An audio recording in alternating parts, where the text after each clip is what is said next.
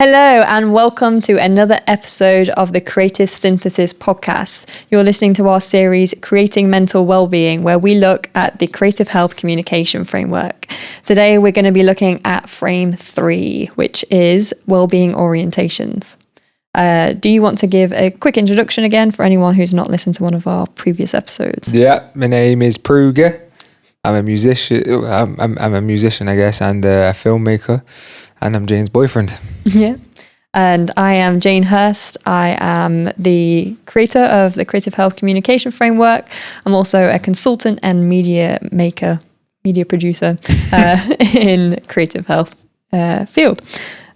So the wellbeing orientations, they're pretty fun, pretty easy to chat about. So I'm looking forward to today's episode. Yeah. Last week was a more difficult topic, I think.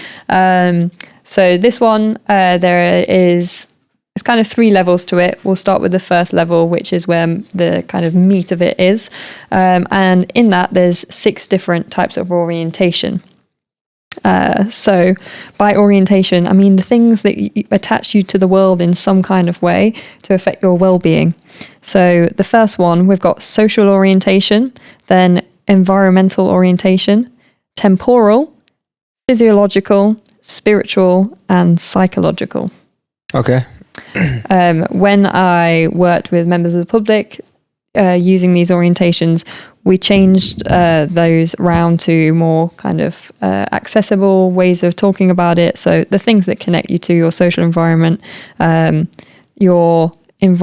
both physical and emotional, your relationship to time, your relationship to your body, the way that you make meaning in the world, and your inner thoughts, feelings, mind processes. Okay. Your mindset is what we used. I made that very complicated at the end. Mindset. I like it. So should we start with social orientation? Sure. I'll give a bit of a description and then we can chat about that and we'll move through them.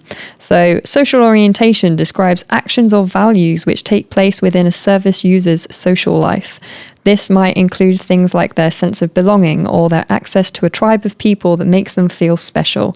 It could include loneliness, having a voice, being understood or accepted.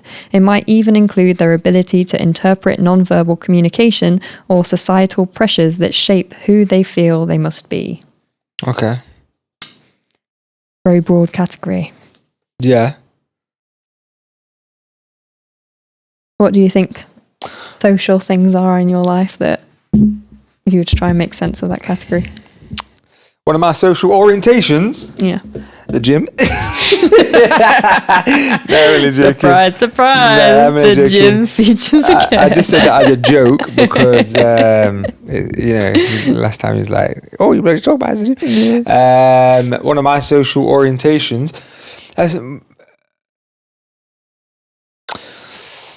So you said last episode that you're not someone that wants a lot of kind of social interaction with people, but that doesn't mean that you don't have social orientation because you have a lot of understanding about what you want from people, what you want those relationships to look like. What are some of those principles? So I probably think the best way that I could say it is I choose my friends wisely. I have a limited amount of friends.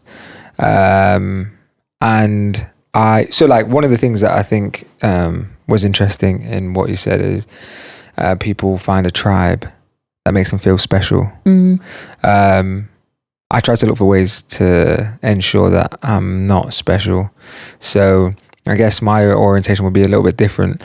A social orientation. So I feel like, my internal voice is often like, I think I said it last time as well, is like, intentionally do no harm. And so if I'm doing that, then I know I'm orientated fairly well, right? And so even if, people don't really want to be around me because it's like, oh, he just doesn't know how to like relax. Like, does everything he say have to be, coming from a position of like somebody trying to be a contrarian or whatever. and so it's like, okay, well, if that's not what people are, if people don't like that about me, then I don't care. So I think it's one of those where it's like, if it doesn't align with who I am and who I'm trying to be, that is my social orientation, and I have high standards for people that I would consider to exist in my life. And so because of that, I don't put much value in how people orientate me, right? Like, if I know that, I'm taking care of my responsibilities, and the people that I value, as long as they, it seems like they think I'm a good person, and I'm treating them well, then I don't think it really matters, and so that's like how I'd orientate myself in terms of like, social orientation. I guess, would work be a part of social orientation? Well, then I guess with work it's a little bit different, right? Because like with work, I respect my bosses, and so I want to know that they think I'm doing a good job.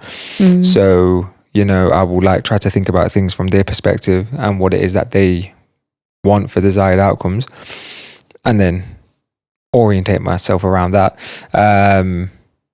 So how do you get the kind of feedback in that work context that makes you feel like what you're wanting to be in a work context is being fulfilled? I want to be somebody that delivers consistently, and to a high standard. And so the way that I know I'm doing that is by like, well, you compare yourself to others, right? You take feedback on from your boss.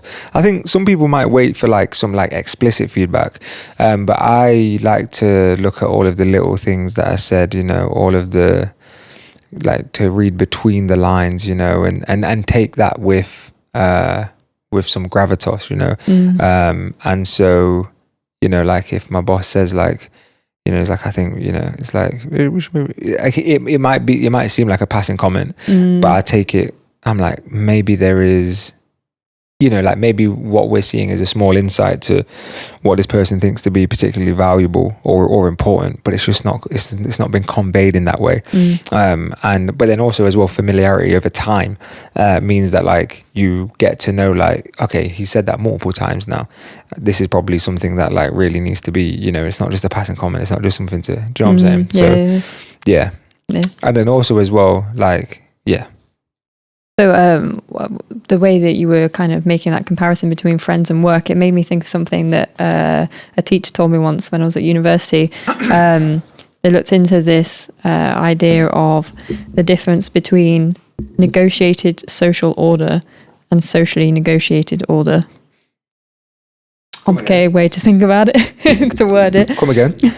So a negotiated social order is where you might be in a work context. You're all very different people. You stand for different things, but you've been joined together to get a job done.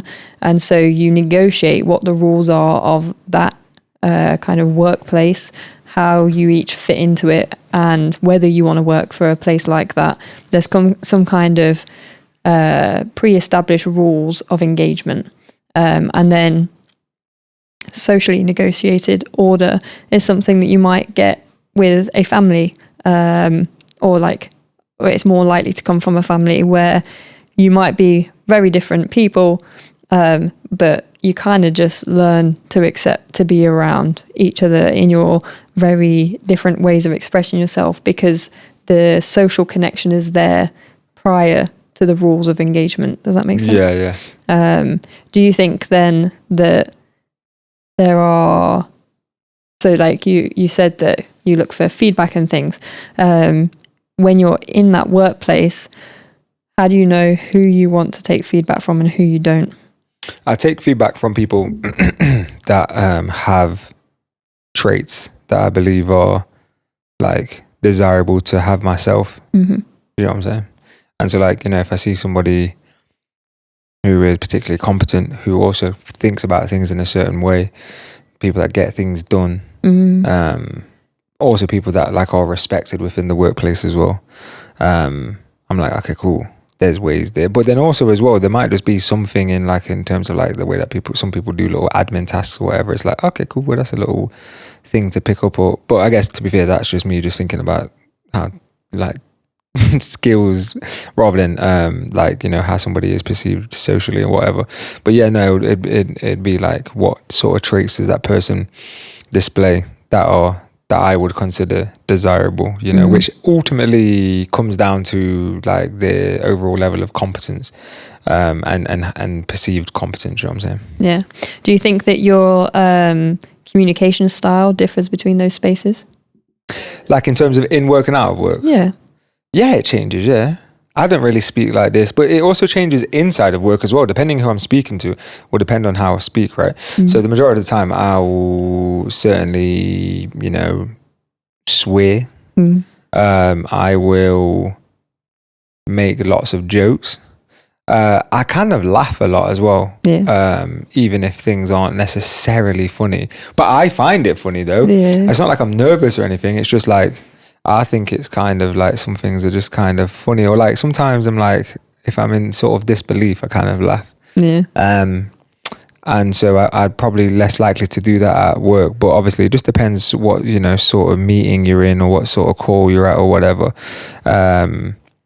In terms of, you know, if I'm outside of work, then it also depends who I'm with outside of work, right? Like if I'm with one of my boys who, you know, who we saw the other day, we're loud and our communication style is, but it's, to be fair, so I'd say the one thing that's consistent is that generally speaking, I'll always sort of be very truthful, regardless of where I am or who I'm talking to. I'll always be pretty like frank and open and honest. And, you know, if my friends are doing something that I don't believe to be correct, then I'll tell them, I'm like, I don't know about that, brother, man. I think you might need to consider that. Like, you might be damaging. Like, this might be something that wrecks your life, you know, like, lie that. Or, like, even if one of my brethrens, like, you know, like, is being kind of arsey with me, I'll be like, yo, who are you talking to? Do you know what I'm saying? Don't talk to me like that. I'll just be honest with them. But I expect them to be like that with me as well. But I'd never be arsey with any of my friends. And, you know, I've had situations at work where I'm just like, this is wagwan, this is the way it is. But you have to do it in a professional way. So yeah, I think, you know, some things remain constant. And you certainly have to adjust the way in which you communicate depending on the audience, for sure. You know, you might have to speak a little slower, you know, you might have to cut it down. You might have to be quite explicit with your vocabulary and how you articulate it. I guess one of the things when I think about your kind of communication preferences, like you said that you don't have this wide social circle, but social can be the things influencing you as well, right? So you listen to a lot of podcasts. One of the things that I find really intriguing about you is that you listen to podcasts, both of the people that you agree with, the people you don't agree with. Like, you have this principle of hearing everyone's point of view so that you can understand all of them. What draws you to doing that? I guess when I was younger, so it's funny as well because I've been thinking about this for like the last 4 months maybe. I think this is the first time you're going to hear it. But I remember being in geography class one time and hearing about, like, I don't even know what it was, but it was about like some civil war taking place or some genocide taking place in an African country or something like that. And I was just kind of bewildered by it. I was like, that's what's happening. Why is that happening? I was like, can't we just go in there and just shoot all of the bad guys? Like, I'd go in there and just murk them off. I was like, why is this happening? Like, who's letting this happen? I don't get it. And so when I was younger, I always had this real sense of like righteousness, right? And you do as a kid, innit? Do you know what I'm saying? Yeah. As a kid, you can tend to be quite radical with your thoughts and quite emotional with them as well. And, you know, that sort of like was just kind of how I was about everything that I believed in. And you know, quite passionate about it and whatnot, and also ignorant about it as well. And then you get older, you learn more things. Like, you may have very well believed one thing, and you know, if you're like so like the age we grew up in was the age in which like you would just hear stuff and that was apparently the truth. Someone's an adult and you just hear a thing and then, you know, fast forward, we now have the internet, which was like sort of easy to weaponize. I mean, it was also easy to you know, kind of access, like, you know, the idea of an algorithm. Like I remember when Facebook first came about, you would see stuff from everybody. You know, there was no pick and choose thingy. You would just get stuff from everybody. And then I remember like one day, I was like, I'm hardly seeing anything from kind of, it's only like a few certain people that are coming up now, people that I don't even interact with, to be fair, as well, and whatever. And then now there's advertising, whatever. And so, you know, they've like refined it down and whatnot. And so, you know, going through that and, you know, being, you know, having the sensation of righteousness and whatever, you get to a point where you end up sort of finding yourself in a bit of an echo chamber. And then, you know, you maybe become disillusioned with that particular idea that you have. You overhear, you know, peripherally you hear an opposing view on that and whatever. You look into that, or maybe even like, you know, like I like, you know, there's some people that I like, some podcasters that I like, that like, sometimes you'll hear news articles about them that is taken out of context, and then I'm like, but I listened to that entire 4-hour long podcast and there's nothing like that. And also I've listened to like potentially hundreds of hours of is it discography, if it's like whatever, and it's like, contextually, that's not what that is. And I seen what they said before and I seen what they said after, and like that, you know, clip isn't that. And so why is it that? And it's like, okay, cool. Well, if I am somebody who already is already, you know, if I am somebody that I was when I was like 16 or whatever, and I fast forward to, you know, who I am now with the mind that I have now, if I was to get that clip from a brand that I believe to be reputable, would I believe the same thing? Yeah, because I did believe the same thing.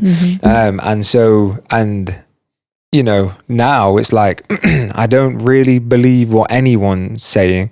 I take it all with a pinch of salt. I think, you know, there's probably a grain of truth in everything. And you know, but the most important thing really is to just hear what everybody's got to say, whether you like it or not. I like to listen to a lot of things that I don't like to, you know, I expose myself to a lot of opinions that I don't like, because the only way that you can determine what a good idea is and a bad idea is to let it live and see whether it dies or not. Do you know what I'm saying? Does it hold up under scrutiny? How much scrutiny can it be subject to before it folds? And so, and that's where I find that, like, you know, I might have a lot of controversial ideas that I don't believe to be, or opinions that I don't really believe to be controversial, but it's like, I've heard people debate these. I've heard smart people on each side debate these, and for hours and hours, and it tends to be that, you know, like, you can see where the weaker one is, because the foundation is more shaky, and you know, you can only peel it back a certain amount of times before there's just a question mark around it, or maybe there isn't even anything there is no substance there.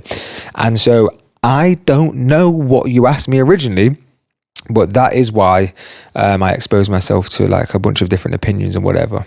Yeah, no, I think it's really, really interesting, and I think that kind of approach to, like, if we think about the social media aspect of it, certainly pressures that I felt over the years is, once social media becomes the like dominant culture of how we operate, everyone's got a very loud opinion. But I don't believe that everyone's researching in the degree that you research opinions.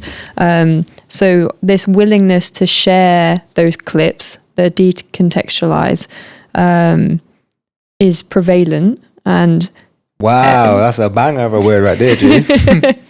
And do you understand what it means? Yeah, I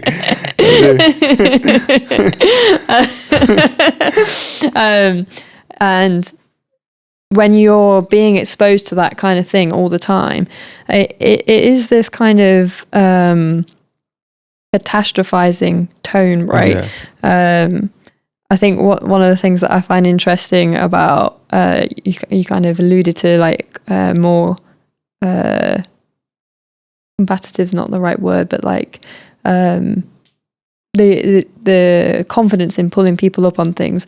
When you've seen my friends catastrophizing and being like, the world's the worst it ever has been, you're sitting there like, here are the stats of how many people are dying from wars and things, and going through everything, and this is the best, and like so like, do you know why? So like here's the thing, right? That is kind of sad, and it genuinely makes me sad, is that people genuinely, and I'm included in this as well, people don't think enough. They don't think critically enough. They don't take time to like just, think about existence, to reflect on it, and to try to like connect to like, who they are. People give the benefit of the doubt to the wrong things, I think, most often, and they don't give the benefit of the doubt to like some of the right things, and which means that there is a general idea of sentiment and knowledge, and it seems to like,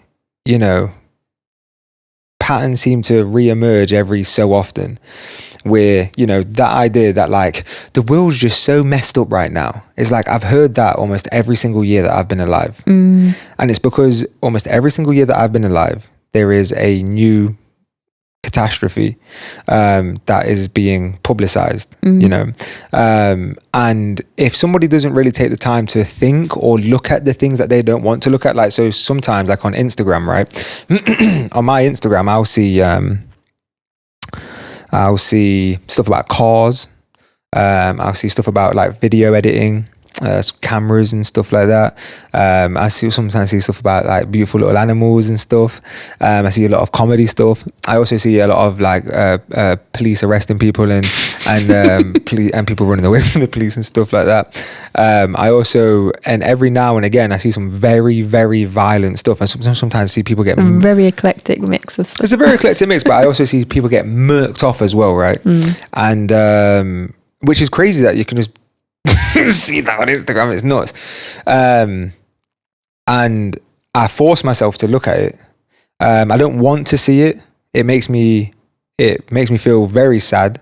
I always empathize with like, that person's family and stuff, and like this person now just ceases to exist. They were just living their regular life. Boom, that's it now. But that is the reality of the situation. Those kind of things are happening every day. A new war is being started every day, but it also means that a new war is ending every day as well. If that is the case, then like it's on the individual, right, to like, I have a thought. Try to argue against that thought. Have you tried to just disprove yourself? That's the first thing that I always do. I've got an opinion. Where's that going to be wrong? Like, what's the first thing that somebody could say about my opinion that is going to be wrong? I was like, okay, cool. And then how would I then, rebuttal that? Like, what would be my emotional plea there?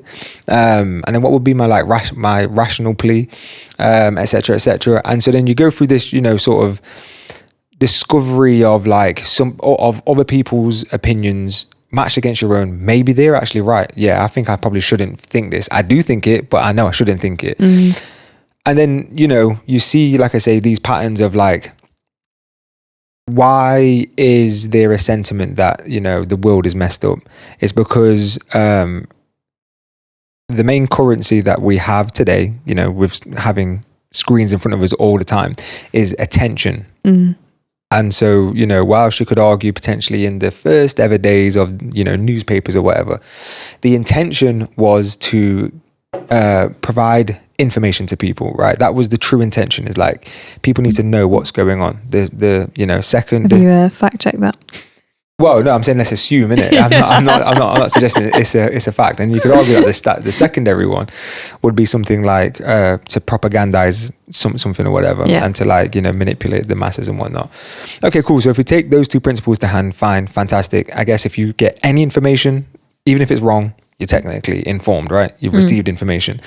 But then if we take the second one as well, it's like, okay, cool. Well, then what would be the motivation to try to propagandize something? It may be something as simple as, we need to get the same amount of views, if not more, than we got yesterday. Okay, cool. What is it? Where is it that we see people's people's attention retention metrics at? And it's like things that are sexy, things that are funny, and things that are terrifying, right? And so they're the things you're gonna see, right? And so you're gonna hear about the wars, and you're gonna feel like, but you never. I don't know if like anyone's hearing about like peace. It's like, we just brokered peace, everything's fine. Nobody. News today: 4,000 less people died today than they did yesterday. That's not fun. Do you know what I'm saying? I mean, I think it's fun to just every now and again, someone was like, yo, by the way, everything's kind of blessed. I'd be like, that's nice to know. Do you know what I'm saying? But also as well, though, like, right, you sound like you need a bit more of my social media content on. I've got the happiness newspaper and things like that. But I don't want that. Daily positivity. So you're ready, yeah? So I see these catastrophes, and I look out my window, and everything's fine. You can't tell me the world's burning, because it's not. And the majority of places, it's not. It's just not happening. But it is what is propagated to people, and it's what causes the most visceral and emotional reaction. And as such, and also people want to be righteous as well, right? And because people want to be righteous, it's an easy, low resolution idea to attach onto. The world is going to hell. Okay, the follow-up question from me, of course, is because I've heard this every year I've been alive. The world is just a terrible place. Why have kids? Like, I wouldn't want to bring kids up in this world or whatever, right? It's always the like thing in it, especially for people our age as well. Do you know what I'm saying? That are on like the verge of like whatever, like that particular age. And so the first follow-up question is like, well, what makes you say that like the world is messed up? And it's like, just all of the wars and things like that. And it's like, oh, like what war? And it'll be like, oh, well, there's like, the Israel-Palestine thing. It's like, yeah, that's been happening since the 1940s. It's been happening since the inception of Israel as a state. So what else? I'm not trying to downplay that that's a thing, but it's like, but what else other than the thing that's existed before you even existed? And it's like, oh, well, the Ukrainian and Russian war or whatever. And it's like, oh, that's interesting. Like, were you aware of that first taking place in 2014 where deflagged people in military gear was like moving across the border to like quietly take over these naval and military bases, and the Ukrainians didn't want to necessarily fight back because of it's like, no. And it's like, okay, cool. So why is it that you're bothered about it now, but you weren't bothered about it in 2014 when like it was all starting to kick off, and when it wasn't in popular news?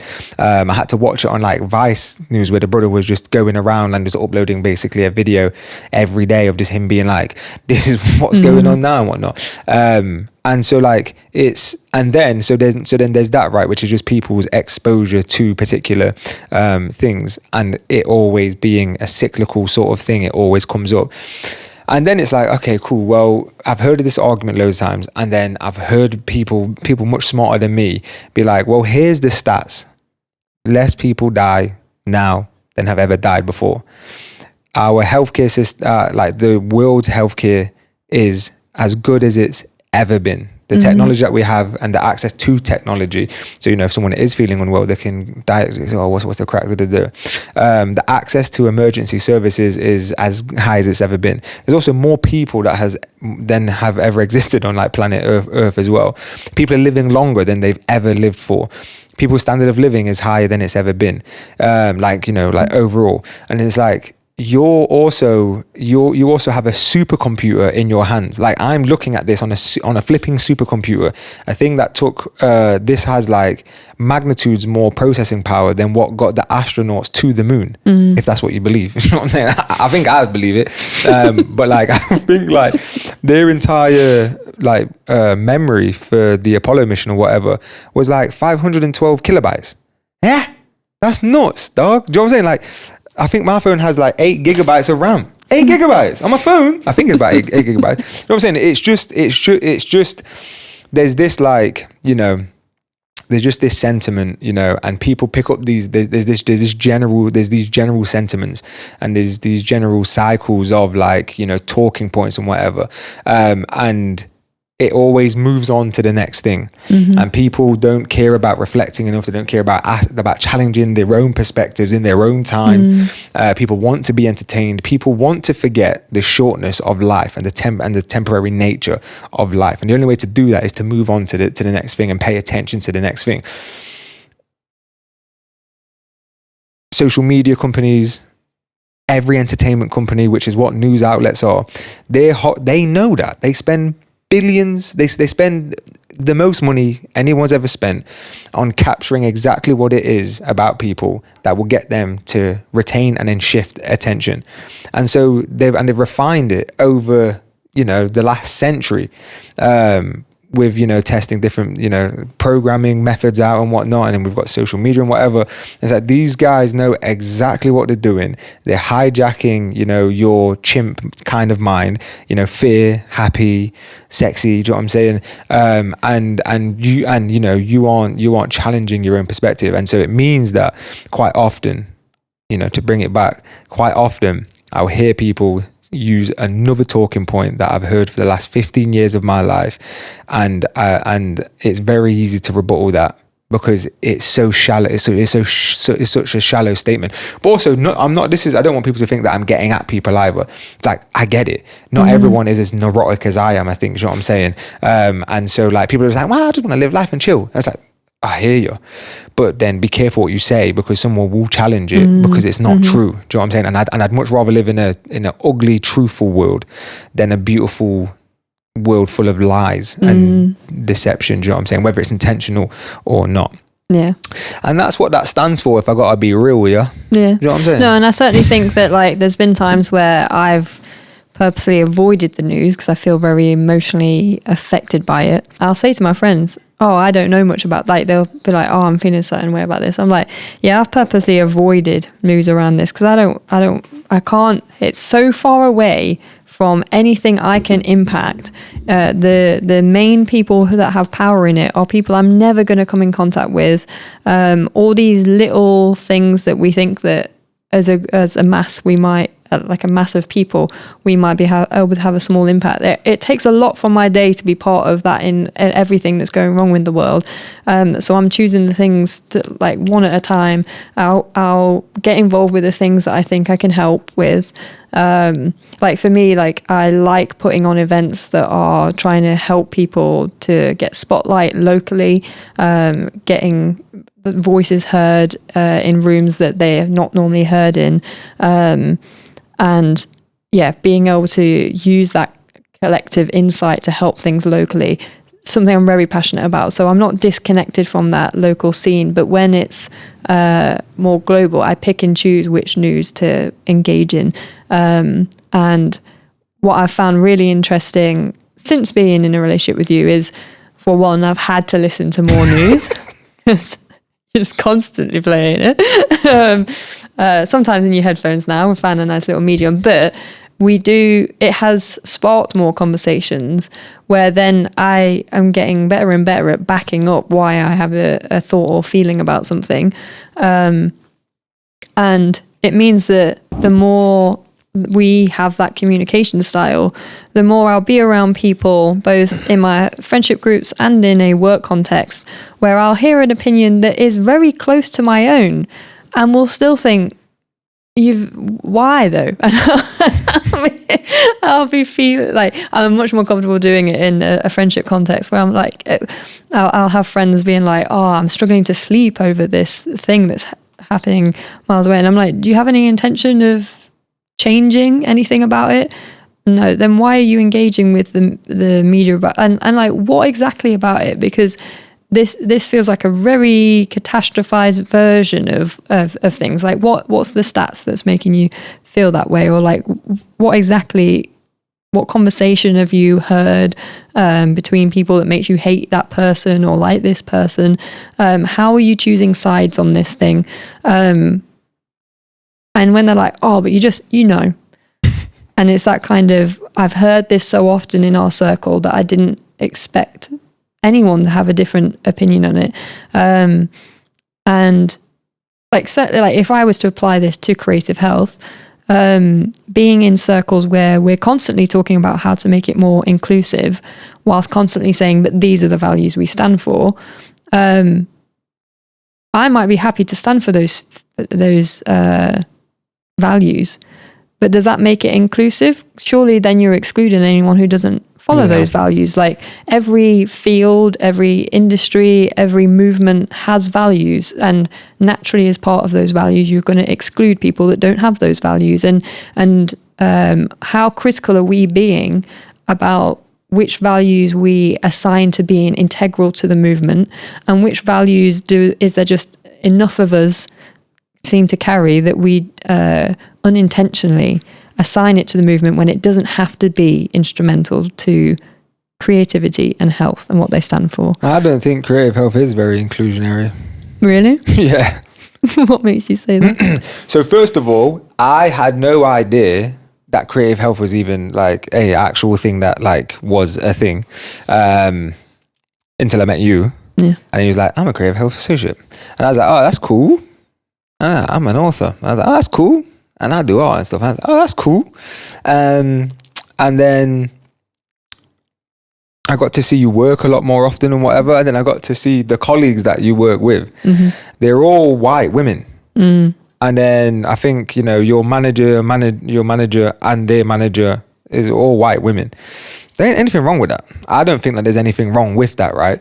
But it's like, how do, you know, like, if I'm struggling with my health, I don't want, like, I'm a particular kind of person, right?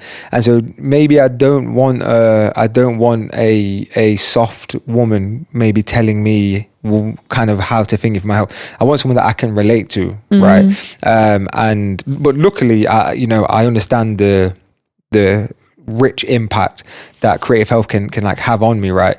But like if I'm getting like an empathetic kind of person, like you know, and it's like I don't want that. I want someone to be kind of hard on me. Like I want sharp edges to the person that's trying to help me, to be like, to, you know, put me in check. Like, are you kind of you're kind of bitching a little bit? Like, do you want to get back on track with what you got? When I'm for my next book, one of the chapters is on artistic practitioners, and in the kind of feedback for the proposal, they said we want some men contributing to that chapter. And I was looking into it, and obviously there are male people that are delivering creative health services, but it shocked me at like the kind of services that they were offering was still like, there was a lot of gay men offering more kind of like traditionally feminine kind of services. Or like there was men's sheds, but there wasn't a single person delivering a service in that. It was just kind of, here's an idea, here's the model, people in communities organize themselves. Yeah. So trying to find a person who delivered something that was completely different in its form to the way that white women deliver creative health services was very difficult. Yeah. I did not land on anyone. So, but like I said, I don't even necessarily think it's a bad thing. I just think like if you want to achieve a particular outcome, it's going to be difficult to do it. Like, so, you know, if you want to hammer a nail into a wall, it's going to be difficult to do that with a screwdriver, right? So if the outcome you're trying to achieve is that we need to reach as many people as possible, then, you know, maybe we need, you know, the people that are, you know, putting together these projects and speaking to people. Maybe we need people who aren't, you know, exactly the same. And it doesn't even have to be that it's it doesn't even have to be that it's race or sex distinguishing the person, but it's like, does this person think quite different? Like, do they think differently? Diversity of thought. Diversity of thought, yeah, exactly. It's like, or like, are we all kind of saying the same thing? Because if we're all kind of saying the same thing, how is that useful? One of the things that I was thinking about, going back to your kind of conversation about podcasts being clipped, or like social media this content. Is definitely going to get clipped, and I'm going to be called a misogynist or something like that. I think there's a kind of good person in every kind of. Okay. I think we get you. Yeah. No, I think that when you're worried about that kind of media portrayal of you, that professional portrayal of you, it becomes so much easier to just repeat the opinions that you know are safe in those social circles, and assume they're going to land a certain way. And I think one of the things that we both talk about, just work context in general, not just our own industries, but people will always go in with a certain viewpoint of what the kind of sanctioned opinion. Yeah. And because it's the sanctioned opinion on a kind of more organizational level, there's the assumption that everyone in the room is on the same board with everything. And it might be that 90% of the time, most of those opinions are shared in that room, particularly if it's in a place where it's a silo of very similar people. But for every moment that somebody doesn't agree and doesn't feel now that they're allowed to stand up and say, oh, actually, I think it's this other thing, you create this culture of not critiquing one another. And we talk so often in creative health about silos. Normally, like, it might be the arts going, we don't like how healthcare functions, let's change it. Or health leaders being like, the arts aren't considering our risks that we have to consider. And like, they're talking about how we make creative health a unified movement when we're traditionally two different kind of organizational cultures like that. But we're not really thinking about the silos we're having in individual organizations, the kind of ways that we're presenting ourselves, the assumptions we're making. I've been to a few kind of online events the past couple of weeks where, as we're waiting for people to enter the room, there's commentary about political undertoned messages and statements that are like, but obviously in creative health, we stand for this. And some of those statements have felt like they have nothing to do with creativity or health. And most people in the spheres that we currently have may well align to that politically, but I don't think it's what creative health stands for. Yeah. And so I don't know if it belonged as the intro of that event whilst we were waiting for people to enter the room. And all those little subtle conversations shape the people that choose to be in the room, feel safe in the room, feel like they're not rolling their eyes in the room, making it comfortable for people with all kinds of political opinions, social positionings, and like if I think about this book, I had to go through a ethical procedure before I could interview people from the communities, and the university decided that it was okay to have individual interviews with people, but I couldn't have community interviews, and I was going to continue to go through another ethical process to sort that out. But in the meantime, let's start these individual interviews. I went into a community in St. Matthew's, which is a place in Leicester, which has a large like Somalian community, Pakistan. There's some people who are from like African or Caribbean backgrounds. It's a neighborhood that absolutely is not being included in the data, generally speaking.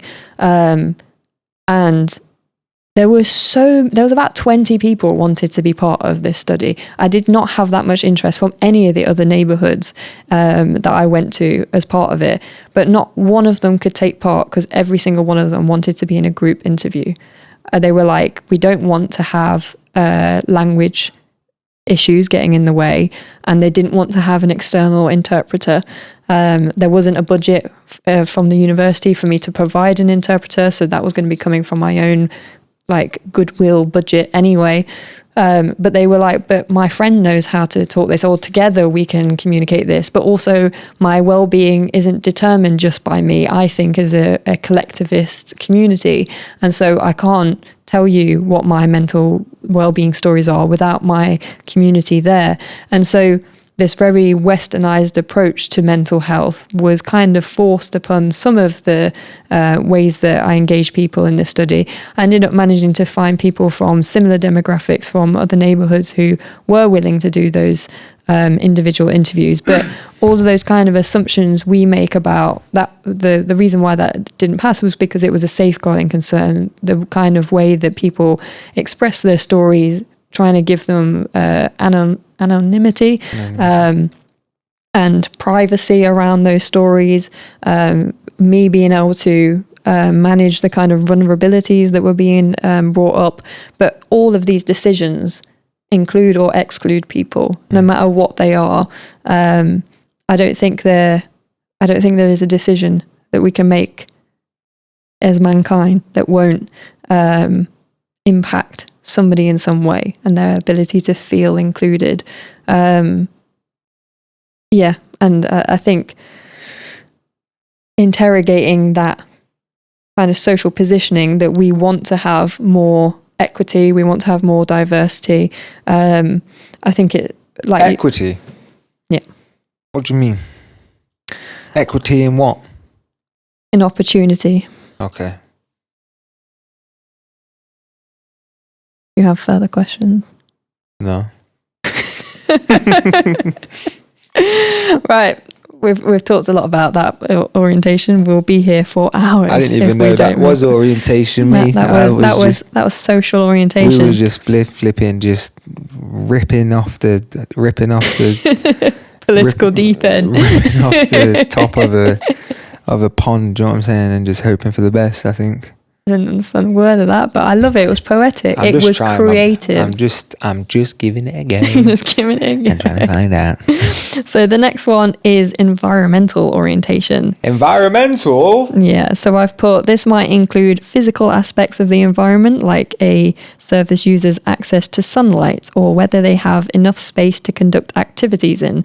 Or it might be something more complex, like the emotional environment that is created by being around people who are ill, depressed, grieving, negative, manipulative, abusive, or simply lacking in hope. Now, this one is much easier for me because that's kind of everything for me. Because I'm a bit of a recluse or whatever. Yeah. My environment is real important for me to be able to, you know what I'm saying, be all right. So I generally want to kind of always be positioned in front of a window.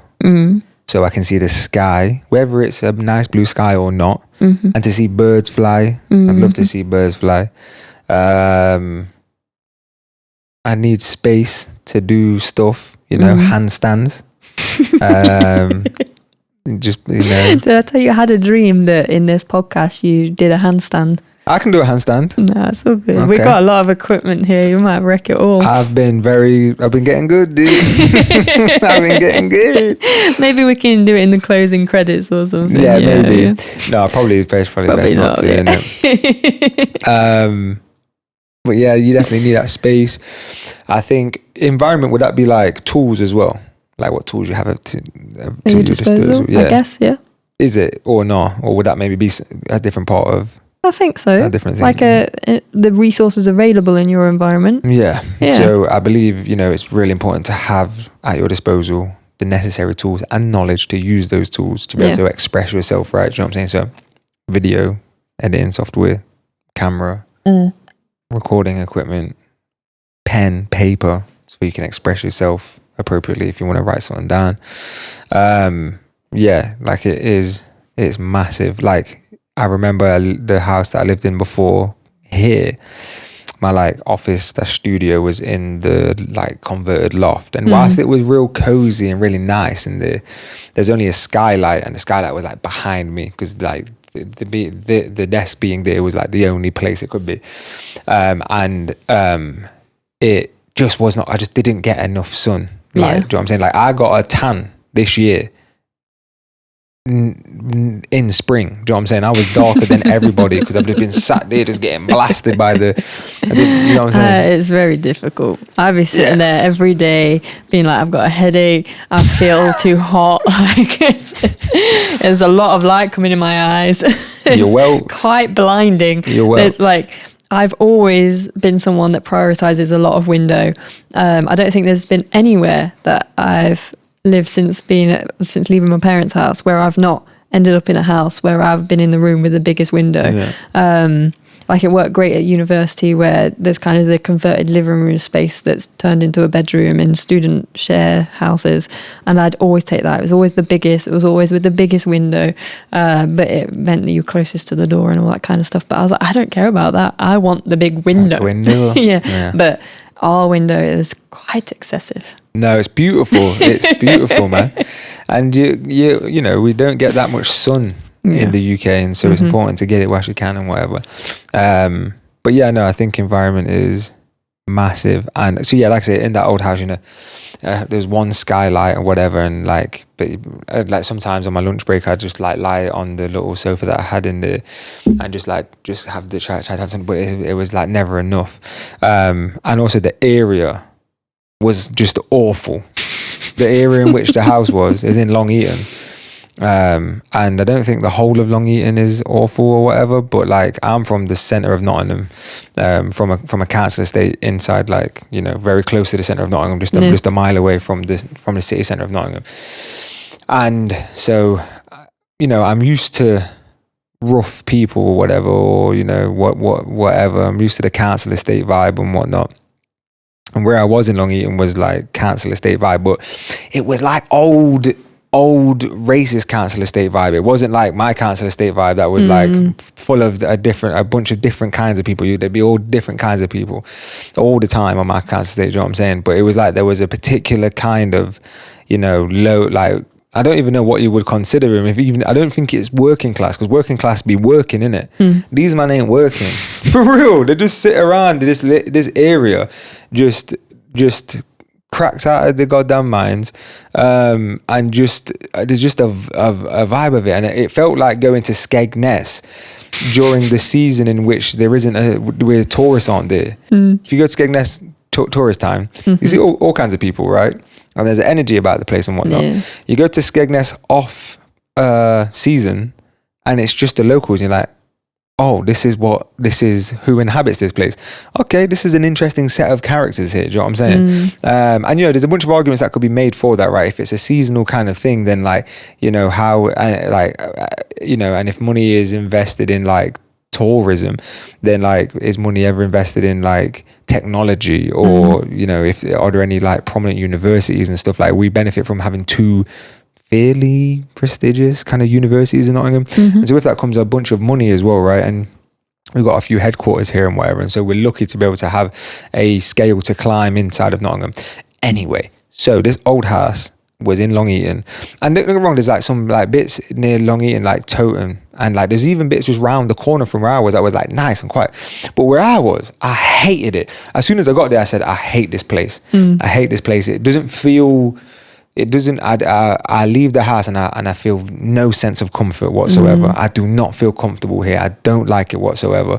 And it had a big impact on me. Like, I knew that from the day I moved in there, I won't be here for like long. And I was only there for like a year, but it just meant that there was just this always like, you know, baseline level of just discomfort and like discontent with, you know, where I was at. And so that was a real like challenge, but I did try to make the most of it as well. You know, there was a canal there. It'd be nice to go down to the canal, also walk down to the River Trent and whatever. So that was, you know, that was nice, but it just reminded me, it just, you know, so, but nothing against Long Eaton and the people there. My neighbour though, for real, my neighbours were lovely.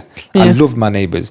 The ones just next to me, they were so nice, lovely. And then Mick, the old black brother from across the road, he was lovely. Him and his wife was lovely. They'd would be leaving the crib on Sunday or whatever, and you see Mick, like, you right, mate? And I'm like, yeah, you're right. Where you off to? And he's like, I'm off to church with the wife and whatever. I'm like, oh, that's nice. And do you know what I'm saying? It's just nice like that. And so it was lovely. Like, I love my neighbours. There was two gay brothers as well at the top of the road. And like when I'd come back from the gym, he would be running, like one of the brothers would be like running back, and it always, you know what I'm saying? So that was nice, innit? But then there's just like what felt like a darkness around the area. Like, yo, listen to this, yeah? So there was these like kind of flats or whatever. I'd always have to walk past to go to the gymnasium, and for some reason, yeah, like between the building and the pavement there was like a fence, and then just like a gravelled area, right? And it just kind of covers the circumference of the thing, and there was a bush there. And when I moved there, I might have moved there in summer, and so there's like a bush. It's got lots of leaves and whatever, and so you can't really see what's going on. Winter though, the leaves are gone, like, and if I walk past I could see. And it was like this bush was a bush that grew empty bottles of vodka. That's no, for real. I was like, I didn't even know. I was like, where are you going? Where are we going with bush? this? Oh, here you are. And I didn't even know that was a kind of species of flora. Do you know what I'm saying? It was mad. I walked past it, I was like, I think I've even took a photo of it because I was like, I didn't know this kind of bush existed. Do you know what I'm saying? That was just the kind of vibe.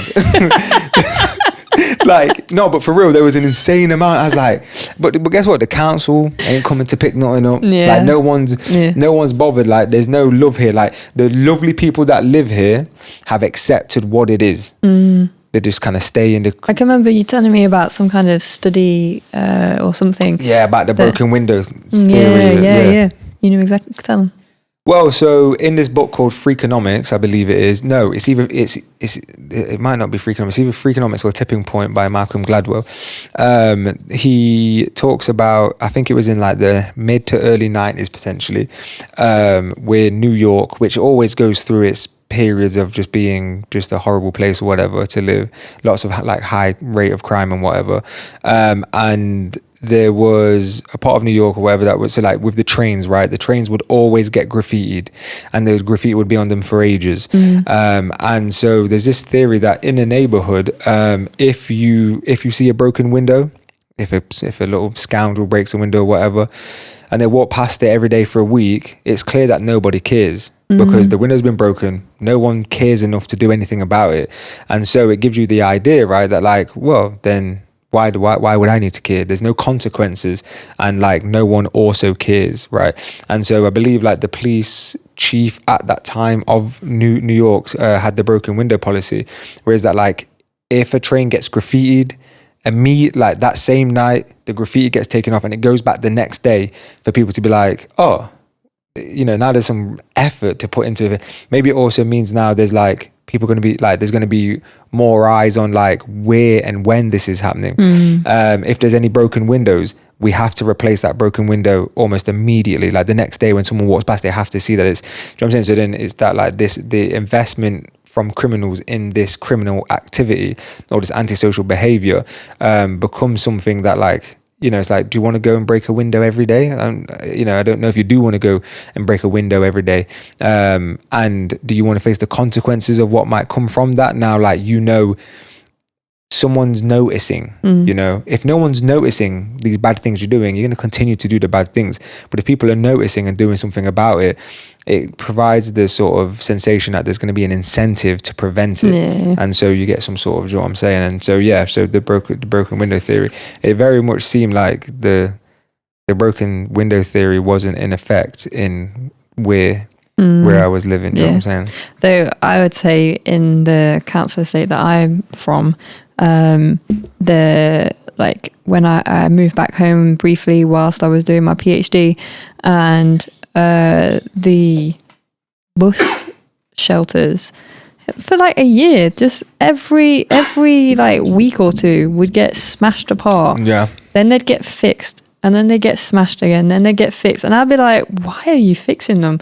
They're just getting smashed again. Yeah. Like, this must be costing loads for the council. Or like, why don't you put in like plastic or anti-smash stuff? Like, they just burn it. Yeah. It was the same thing on my estate. Yeah. We used to get little, like, we used to make, you ever heard of it's probably actually a crude word, but have you ever heard of a Johnny blaster? So what you do is you get a plastic bottle and you cut the top off where it screws on, and then you would screw the top off, and it's got that like connector thing, like, do you know when it's freshly broken, like open, you like, and it cracks the thingy to stop it from, like, you know, to show that it's not been open.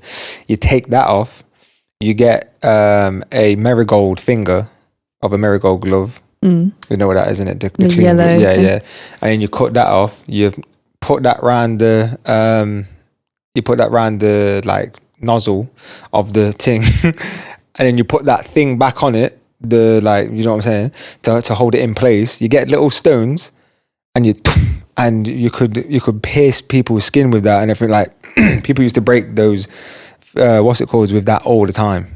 Yes. Yeah, we'll be blasting each other up with those back in the day. Those dangerous, they were very easy to make, very, very, very cheap. But yeah, it was just it was like, if you know, you've got like a little offensive weapon at your disposal now, and it's pretty easy. But that was just kind of one of those things that were just handed. You know, that's that kind of knowledge that was handed down for generations. And people are like, where's the creativity? What does creativity look like in a council estate? Some ingenuity right there. Do you know what I'm saying? Do you want to know something interesting? On my council estate, yeah, the council did this thing where they got like a motorhome, but you know, like the big American motorhome. So they got one of those to come around, and inside of it, they converted it to kind of like a recording studio, but it had DJ mixing decks in it and like some big speakers and whatever. And so they'd park it up, and then every man would come around, and then like whoever was the designated DJ kind of thing would be the and then so there was just this. There was sometimes there'd be this like group of like 25 man them all spitting bars, and like yeah, it was this proper little like kind of like rave and this kind of vibe and stuff, and that was pretty cool, you know, because that that provided an opportunity for some, because it was always the older man that was like just better, because you know just no more better grasp of like, you know, language and lyrics and whatnot, and how to, you know, formulate all of that, as well as confidence in delivery and whatever.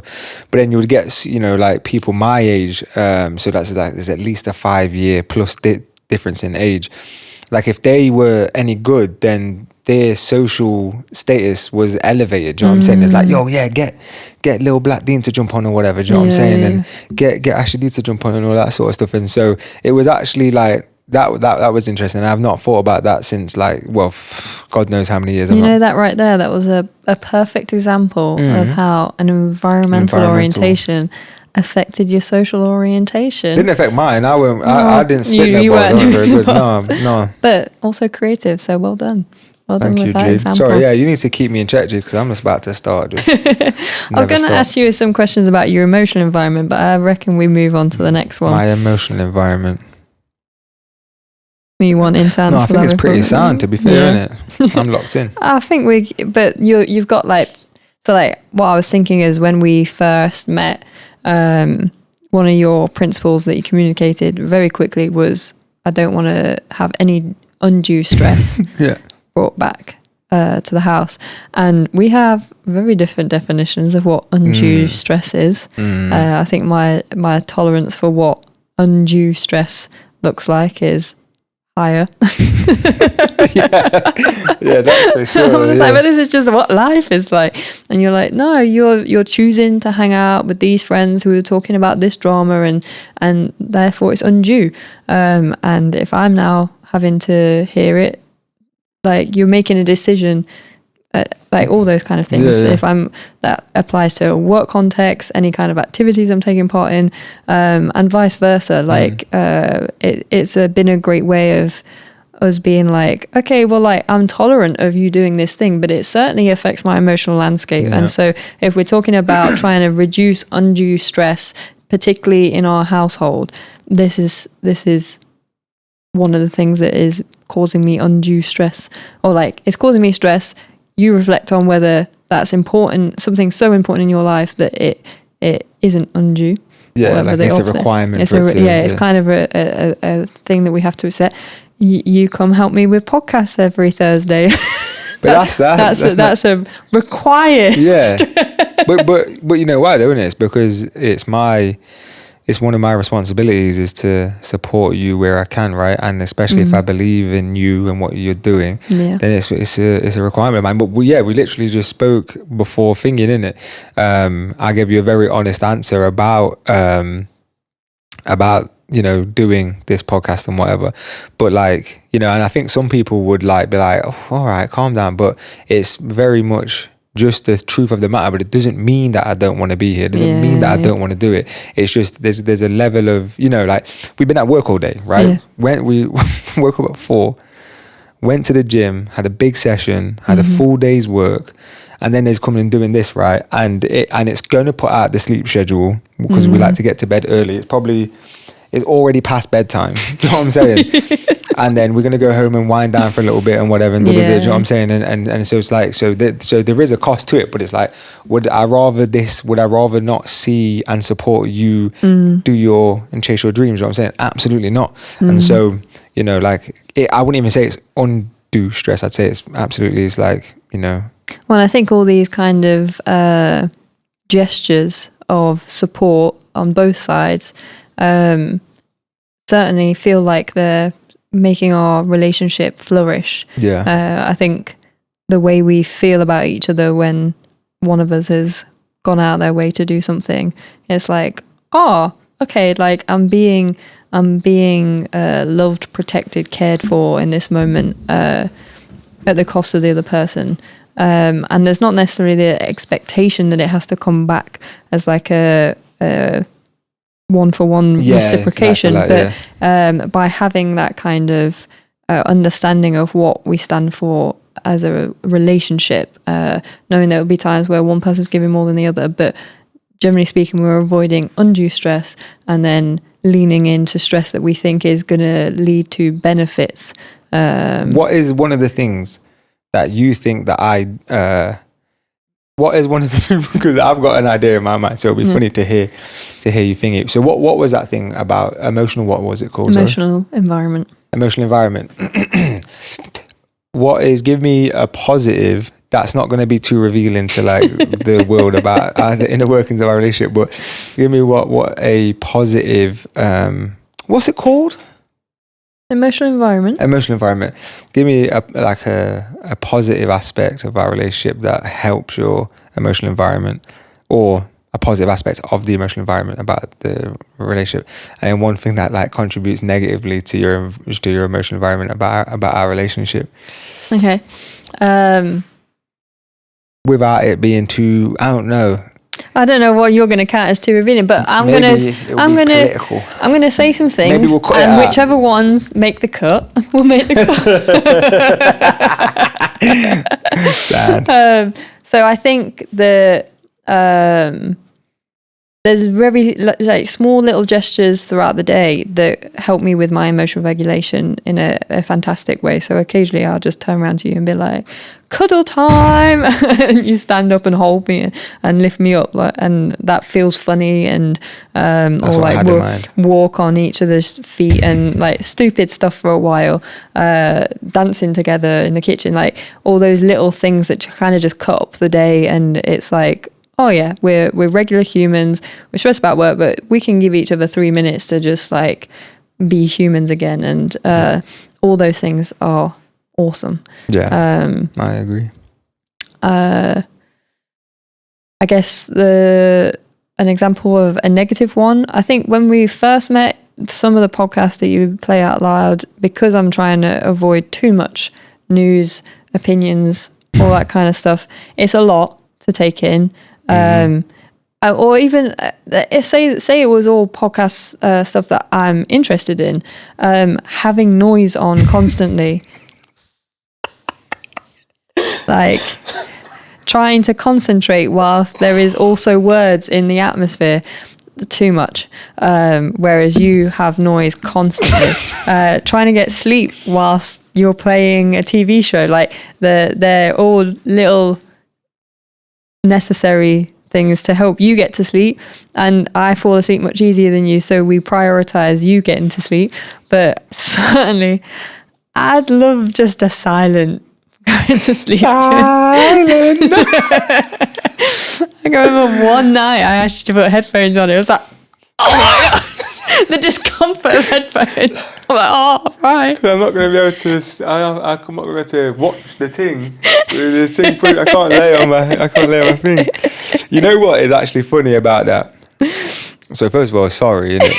I am sorry. No, I genuinely am sorry, because so I didn't realize how much. I don't think there is a time in which I don't have something playing, either music, never ever, or that I'm not engaged with something. Do you know what I'm saying? And I didn't realize that. And then I remember there was just one time, like a few months into a relationship, he was like, I've never seen someone like have to have something on so much.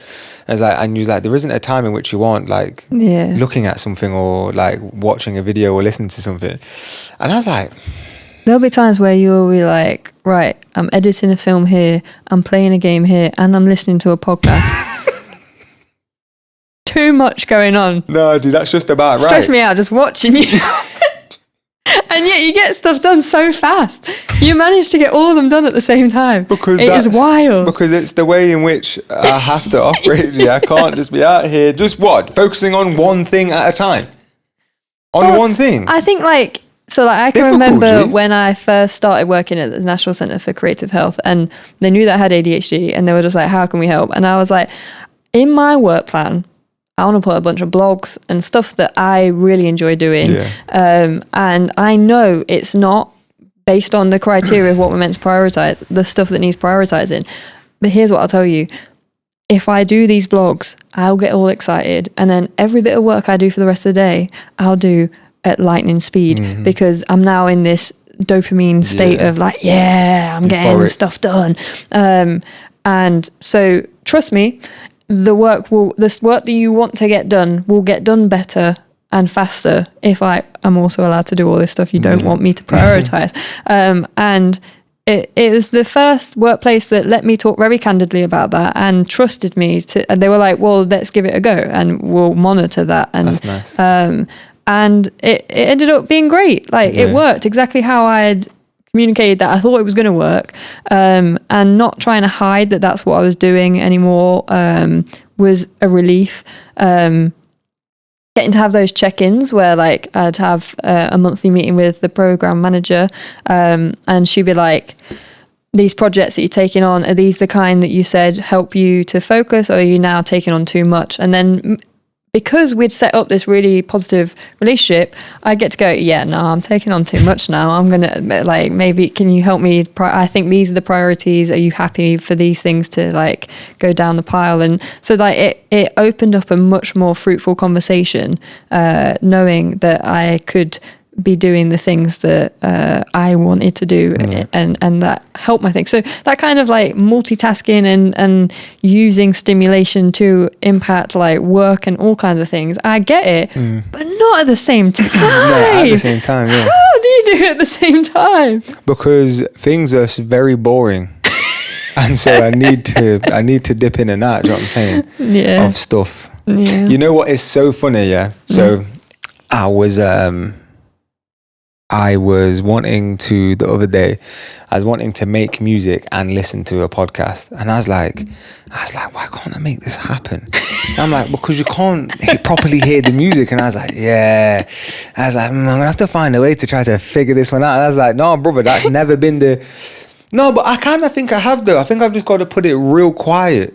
Or maybe what I do is normally I'd play a game and make music maybe or something like that. Yeah. But for some reason, there was a way I was like, no, you can't do it. And so that's that really. But yeah, no. Should we move on to the next way? Yeah. I'm sorry about the sleep one is the only thing I'm really sorry about. Yeah. But it's all good. We've got earplugs to do sometimes. No, but I wouldn't ever sleep, G. I know. And you anyway. Choose to barely sleep anyway. So no, I don't choose to barely sleep. Things to do.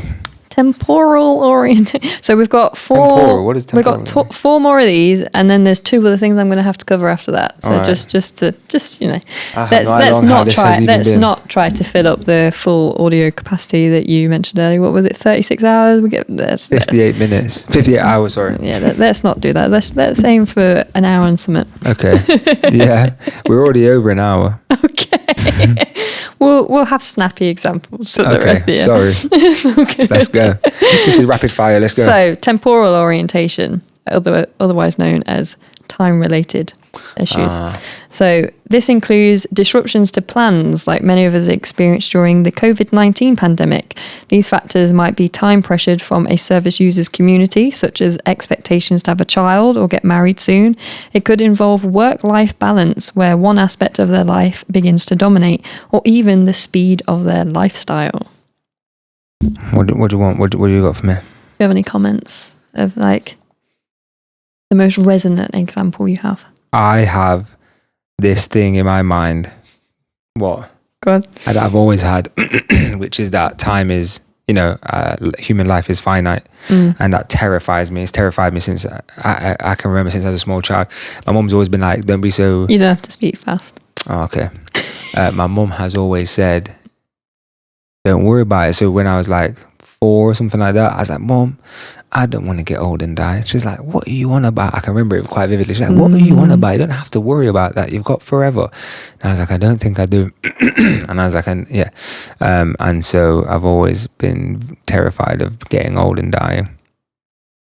And also all of the wasted opportunities that I've had in life. And so I have this, sort of idea that I'm just scared of, not like, getting enough things done. I'm scared of wasting any more opportunities. Yeah. I remember when I was a teenager having this concept in my life where I was like, if I was to die today, and I'd say every single day, would I be happy dying today? Would I feel like I had done as much as I possibly could with the life that I have? And for the most part, the answer was yes. Like I, particularly when I say teenager, I'm thinking like 17, 18, 19, heading towards 20s. But like I did loads of traveling. I was like, let's go skydiving, let's go wakeboarding, let's go... Did you go skydiving? Yeah. Lord have mercy. And like, yeah, I did lots of... You've been skydiving? Yeah. That's mad. I went through a period when I was about 19 where I did loads of adventure sports. Like I was just obsessed with these really like high adrenaline kind of experiences. It's the last skydiving though. It was lovely. No, I know, but... Yeah. Anyway, did you know that when you go skydiving, they tell you that as you're leaving the plane, because the shock of the air is quite sudden, if you're not like breathing out or like on that moment, you won't be able to breathe until the parachute comes. So the most effective way of doing that is kind of screaming as you go out, because that's the way you can push air out. And I can remember sitting on the edge and it feeling like it was taking forever for them to decide to go, and there was going to be no queue. That like I was tied to someone and they were just going to jump at some point, and I was like, I need to exhale. I know I can't hold my breath for a minute, and that's how long the free fall bit is. So I was like, and I look. So like I've got a recording of it somewhere. I look terrified, and I wasn't terrified by that point. I'd kind of made my peace with it, but I wasn't terrified to fall, but I was terrified of suffocating. But once you put the parachute up, it's just this really slow glide. You can see for miles. It's crazy. No. Like I've been in a hot air balloon and been like, this ain't all that. Once you've been skydiving in hot air balloons, but that was on the Serengeti, where it's all just flat beige land. There's nothing you achieve by going up higher. You just see the same thing forever. Nice. Anyway, temporal. So I had this idea in my mind that each and every day, if I had packed out my day with cool stuff that I was doing or that I was looking forward to, then I had truly lived my life to its fullest. And so, and like this all came from the philosophy of like, what's the meaning of life? Well, kind of going down the kind of Descartes, I think therefore I am route. I was very into philosophy at the time. One of the things that I had kind of deviated from that was I experience, therefore the meaning of life. That all I can know that a human does, or that all creatures that are alive do, is they experience. So the meaning of life must be experience. And if the meaning of life is to experience, I want to experience as much joy, excitement, all that kind of good stuff. But then I guess there's been times in my adult life, like doing this PhD, time was hard. It was hard to get through it. And it was actually around that time that I got my ADHD diagnosis, because the idea of doing something for 3 years, the same thing for 3 years, Like it did not compute. Everything that I'd been doing before then, I was very like entrepreneurial in my career. So like I'd do a project here, a project there. I didn't realize that kind of project to project style of working actually suit me really well. It wasn't an accident. I kind of got drawn to it because I liked that way of here's the output that's coming soon. And then on to the next one. And I loved the like rush of like, I made a children's book in 3 months, and like, because that was the timeline assigned for the funding that came with it. And I had to interview 14 people, had to then turn all their stuff in. I had to work with a graphic designer, which was mad complicated. Then sort out all the proofreading and stuff, sort out all the printing costs. All in 3 months was a ridiculously tight deadline alongside a PhD and all the other kind of stuff that I was doing. But then when people are like, how did you do this? I was like, I know, I'm dying, but yeah. But, there's something good about doing it really fast. And I think that one of the I hated a lot of the experience of doing a PhD. It was a big toll physically on my body. You kind of feel very isolated, but I had this concept in my mind that if I could get to the end of a 3-year project, it told me something really important about what I was capable of. And I can remember one of the things I did at the same time was try to grow my hair out. I didn't cut my hair for the 3 years I did the PhD because I was like, this is a visual symbol of how long I've been doing it. And something about having a visual symbol makes me feel like there's something more tangible to it. Yeah.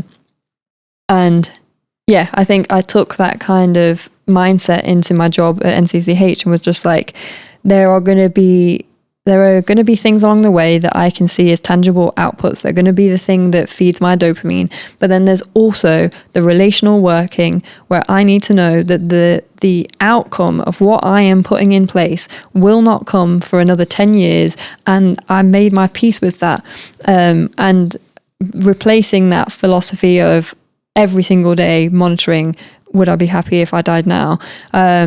Having a more realistic approach of, I'm probably not going to die today. If I was to have a long life, how would I want my presence in the world to have impacted things? So if in 10 years time, the field of creative health looks completely different and I can kind of tell where my input has helped shape it to get where it has done, and no one else recognizes that input, it doesn't matter. I'll know that this one thing that I did 10 years ago has led to something awesome, and I love that idea. Love that. So yeah, I think that's it kind of signals how the principles that we have in our mind or the messages we tell ourselves impact our relationship to time. And I can remember somebody telling me, I lived in Thailand for a year, and ahead of going there, one of the people from the kind of arts community in Leicester was like, you're going to learn a lot about how different countries experience time, how fast they move, how much they stress, even sometimes how slow specific they move. Well, yeah, like that was the point of it, because like the UK is one of the fastest kind of moving cultures, and like people in Thailand would be like, I'll meet you at lunchtime, and I'd be waiting on my doorstep at 12, and then they'd come at like 7 p.m. and I'd be like, at 12 till 7? What do you mean? So I wasn't waiting on the doorstep for the whole time, but I was like, oh, I guess we're not going for lunch anymore. And I had no way of contacting them because I was in this. And then they come up at 7 p.m. Yeah, and I was like, okay, do you want to go out for dinner instead? Yeah. No, G, don't turn up. It's game over now. I'm chilling. 7 p.m. No, don't ever. This is the time you get here. That's crazy. I'd be, don't ever. Well, and I know that my mum growing up was very like particular with time. I can remember her saying to me once, it's better to be half an hour early than 5 minutes late. And I took that so seriously as a like youth. And then I got to a point where I realized it was causing me undue stress to try and follow that in scenarios where the other person didn't care about time. And so I turned to all my friends one year and was like, what I'm going to do from here on out is say, I'm going to see you at 7-ish. I'm going to see you at 5-ish. And it means like vaguely, as long as I'm within like 10 minutes of either side of that, it's a reasonable kind of movement. I'll just tell my friends off. I will. Yeah.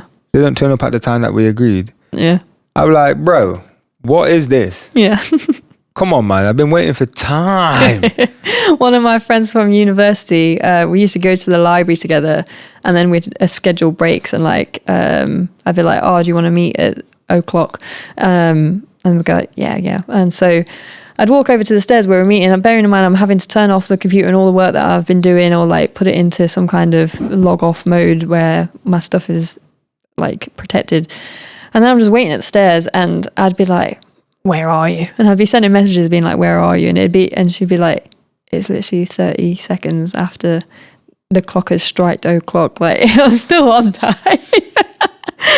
So yeah, I took it a little too serious. Yeah, you might have took it a little too serious. A little too serious. So the next one is physiological orientation. Yeah. So, physiological orientation asks service users about the physical sensations that impact their well-being. It might be symptoms they experience when they're stressed, anxious, or having a panic attack. Alternatively, it could describe the pain they hold in their chest when they're processing emotional distress or heartache. For some users, they may be living through a long-standing illness, aches, or physical impairments that affect their day-to-day lifestyle. This orientation could even describe sadness related to the appearance of the physical body, as experienced by people with gender dysphoria or body dysmorphia. Anything to do with the body, basically. The gym. Yeah. Get into gym. Yeah. Come to terms with the reality in it. Do you know what I'm saying? Like people, like guys on dating websites will put themselves as being taller. Don't do it. Do you know what I'm saying? Embrace the reality of the situation. This is where you are. Yeah. Be honest and truthful. And, you know, if someone lands on you, then they're landing on you and not this make believe. You know what I'm saying? Like nowadays, it's fashionable to have like massive soles in people's shoes. Like I remember when that was just for goths. You know what I'm saying? Like it would just be the goths that had like the thick soles. But nah, you know, it's the thing because it's like everyone wants to grab a few inches. Do you know what I'm saying? I think like the much more long-term satisfaction comes from embracing the reality of the situation and also controlling what it is that you can control that can be birthed from your labors and have long-lasting positive impact, right? And so like the gym, you know, like you can get to the gym and you can make measurable improvements over a long period of time that will like make you feel better in many different ways, right? It's just easier to run up the stairs now. Like, yo, I don't feel like I was out of breath from that. You might even go and take some martial arts classes, and it's like I feel like, you know, I can defend myself, and like I'm learning about myself in these moments. Is like if I get hit, am I getting stressed out? Am I getting angry, etc., etc. And you know, and so there's this thingy, but then like I said, there's a confidence that might come from feeling like you can defend yourself if needs be and whatnot, and like excelling at that. You know, people might get tattoos, you know. Physiological makeup is like just kind of what it seems like is in dispute right now, and the different ways to be able to, for people to be able to deal with that, whether that's themselves or how the world deals and addresses it. And I think a lot of it, you know, everybody wants to be, whether we say it or not, you know, and I'm somebody that would say I don't need external validation. All I need is my own internal validation or whatever. But that's not necessarily the case, right? Because if that was the case, then why would I like release videos that I make, right? Why would I release it to the public? I'd just keep them to myself if I didn't need external validation, right? But there's a sense of like sharing it and hoping that it does well. That's external validation, right? And so the same comes from like our physical thingy. But I think if you can try to, you know, like what I always try to do with any of my creations is that I don't care if it gets positive, you know, comments or whatever. I don't care if it gets negative comments. I don't care if it has a lot of views or has a little views. I don't care. What I care about is, am I proud of that piece of work? Like, am I proud of that piece of work? If someone if someone stumbles across it, am I proud of that? That's the only thing that I care about, right? And so I think that there's a tremendous amount of comfort and, you know, psychological well-being to come from you alone being happy with where you're at. Yeah. And you don't necessarily need another person to validate that for you to do you know what I'm saying. So maybe I definitely think like taking it back to the gym, our favorite subject. Since I've joined you at the gym, I've lost a lot of weight. Well, a lot of weight for me. I've never really been a big person, but we're talking like 2-3 stone. And I think I've probably had more people be like, you're getting a bit too small now, than I've had people being like, oh, good on you for like strength training. And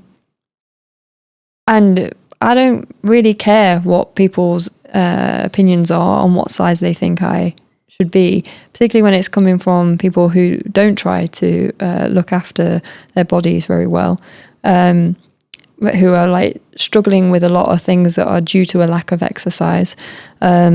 Because I'll be sitting there being like, but what I'm trying to achieve is like a certain amount of muscle that's going to get me into my old age able to walk. And this is the thing that's doing that. And if my body's metabolism just happens to then be losing fat at the same time, that was never really the goal. But I'm not going to judge my body for having that reaction. I'm eating lots of food, lots and lots of food a day. I feel like I never stop eating, so eating is not the problem. I'm not going to stop going to the gym just because now I've plateaued at a weight. Like, it's not like I'm continuing to go. But even with the same weight, I'm seeing the physiological differences. I'm seeing the more muscle is coming in. Dude, it's sick. I think you're looking sick. Yeah, I love it. I do. You're a little looking strong. Yeah. And also today, sorry, go on. I was going to say, today at the gym, right? Like today at the gym, so we get to the gym and you're moaning. On the walk to the gym, you're moaning. 5 o'clock in the morning is an early time to wake but up. I hate moaning. Like, I don't do any moaning, innit? Like, really, like, I'm not like, I'm like, I'm knackered. Today I was particularly fatigued, though. I think my body was repairing something. Yeah, for sure. But then there comes to a point where it's like, I've got to stop moaning because there's nothing I can do about it. I'm hearing it, so let's be positive about it or whatever. And so that's sort of how you started off, which is fine. Like, you know what I'm saying. And like, even if you feel emotional at the gym, I'm like, yo, cry, G. Yeah. Don't let no one make you feel embarrassed about it. If you need to cry, then cry. I'll be right here with you. Cry on my shoulder whilst we're in the middle of the gym in between sets. But we go to the gym today, right? And so like, and the only reason I said that, like, he was kind of moaning is because that's how it started off, right? You know what I'm saying? But once we had warmed our bodies up and whatever, you was doing some exercises where you was like, I was so impressed, and it's funny as well because when I get impressed, I make a big deal about it, innit? Like, I was clapping out loud and whatever. I think you did really, really well, and you look really strong with what it was that you was doing. And I think that's probably the most reps for the heaviest, most reps you've done on that. Do you know what I'm saying? And you didn't need me to spot you one time. Do you know what I'm saying? And it was just so impressive. And so I think it is interesting, right? Like, when, like, because we even looked at some pictures of when we first got together of you in it, and it was like, I can't believe, like, I don't remember you looking like that. And you weren't even big or anything, but you was just a look like just that inflamed sort of look in it. Do you know what I'm saying? It's holding on like more water maybe than like is necessary to hold on to or whatever.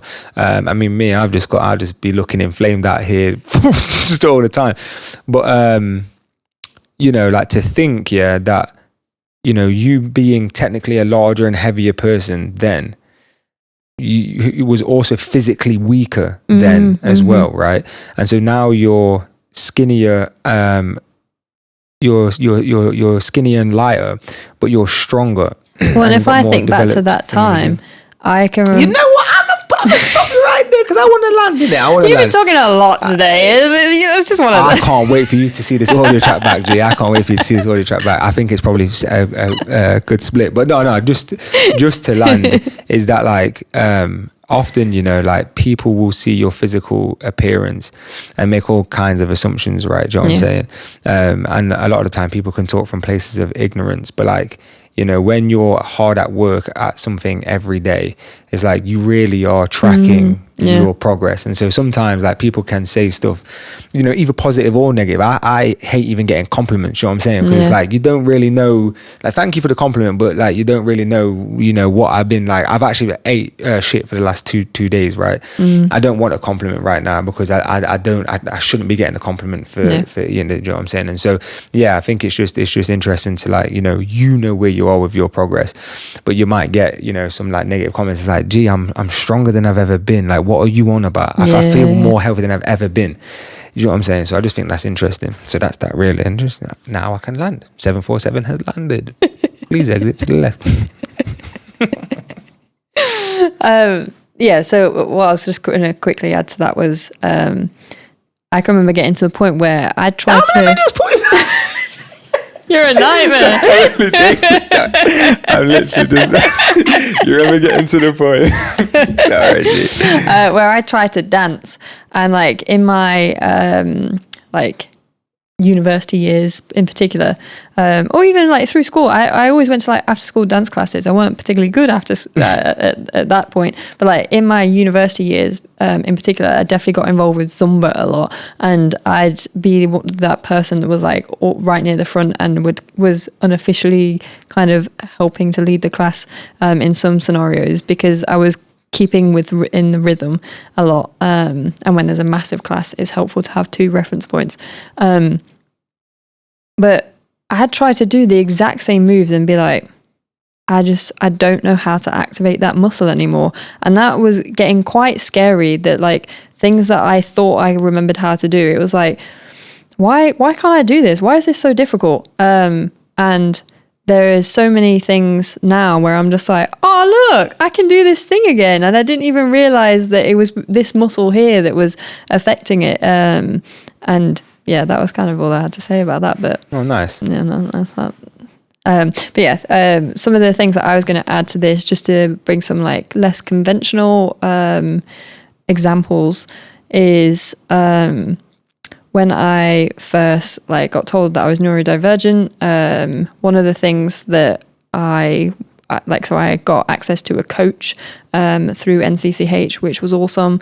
And one of the things that we discussed in one of my early sessions was sometimes when I'm really, really excited about something, I get this horrible, like vibrating feeling across all of my skin. It kind of makes me feel a little bit nauseous. Like it's just, I can't really control how much my skin feels like it's vibrating. And no one can tell that I'm feeling that way. It's a very like internal but loud experience for me.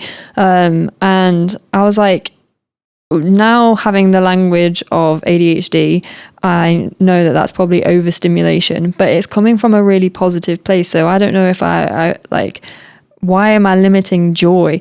And yeah, like having that conversation with a coach of being like, you can get overstimulated by joy. Like stimulation is just a loud emotion. You're very loudly feeling excited and your body's not regulating that excitement. So there's all kinds of chemicals rushing around your body, making you feel like full of vibration. To the point where then it was rest time and I can't get rid of this vibrating feeling. I can't get rid of this feeling of like being unsettled. And if I'd pushed myself too far and leaned into that excitement for too long, I could then have these weeks of feeling quite depressed or quite low, because it was kind of like I either had the drop or I just had this sensation that my body was feeling too loud. And yeah, so things like that have been really useful in my experience of my kind of physiological orientation, is that recognizing, okay, I know this thing is really exciting, so here are my methods for trying to relieve some of that. So yeah. Nice. Move on to the next example. Spiritual orientation. So anything that gives you meaning in the world. So I've put spiritual orientation describes aspects of a service user's life which help them to feel connected to the wider world and offer them a sense of meaning. It can include the values that motivate them and guide their actions, or a type of work that they thrive in. These may be religious aspects of their lives or things in their imagination that help them feel connected to the planet. This can include calming or sensory activities that ground them when life gets chaotic.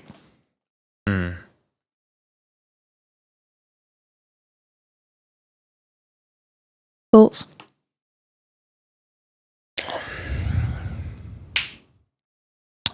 I like to look at a few touch points for God. I believe God does exist, just not in the way in which he's been described, or it has been described, because I don't think you can really gender or give God a sex, because like the creator of the universe probably doesn't align to what a human being is, because it's too beyond us to be able to know, right? But you know, I've been part of Judeo-Christian culture in England, and so generally people refer to God as he, and so just know that that's why I'm saying he, not because I believe it's he. But I think if God does exist, like I say, I don't think he exists in the way in which he's been described. But I very much do believe that there is a God that exists, and I didn't always believe that. I was an atheist for a long time, and I'm not religious either. When people are always like, "Oh, so you're religious?" and it's like, no, I don't. But there isn't a religion I believe in, but I do believe that there is a God that exists, and what made me more of a spiritual person was some experiences that I went through in life, where it seemed like God was guiding me, but not like I weren't, these weren't good experiences, weren't experiences with positive outcomes. It was experience with negative outcomes, prices for me to pay, and tremendous amounts of stress and whatever. And when I became thankful for those experiences, and when I really looked at where there was an opportunity to avoid those experiences, that's when I was like, maybe I think I weren't paying attention. I think I was being guided, and I stopped paying attention. And there was all of these signposts that was like, yo, make a correction. And only in hindsight, I was like, whoa, I was being guided. And so it sort of led me to make a bunch of changes in life, via, the methods in which I believe God operates, which is give without asking to receive. So give, out of the goodness of your own heart, without asking to receive anything, directly from it. And also, do no harm, intentionally do no harm. And always be thankful, even for the bad things that happen to you. Always be thankful for the good and for the bad. And always give praise to God. Always praise God. So when I always say praise God, babe. And some people think I'm taking a mick, but I'm not. I'm being serious when I say it, because I just think sometimes God, I don't know if God is outside of us. I think God lives within inside of us, and we either move towards God or away from God. And the more that I give, the more I get. The more I give selfishly, the more I get. And then I just see that as well, it's time to give some more then, right? Because I'm getting more, and so I need to give more. And that's, giving emotional support to my friends as well. If one of my brethren is going through some stuff and he needs a shoulder to cry on, it's absolutely, brother, I'm here for you. If I like to buy my friends so my brethren was going through some stuff or whatever, and I was like, hey, let me get him a diary. He needs a diary. I know he needs a. I could have just said, what really helped me, bro, is a diary. Maybe you should think about getting one. But I was like, no, he needs one, and he doesn't. Don't worry about it, brother. This is for you, and let me get you. Let me set you up with something sacred.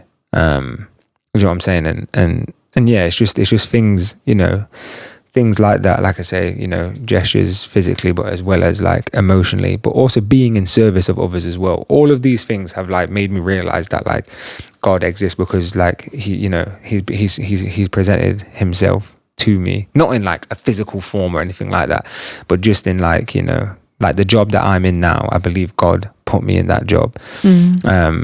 And you know, there's many different reasons for that I don't necessarily want to go into.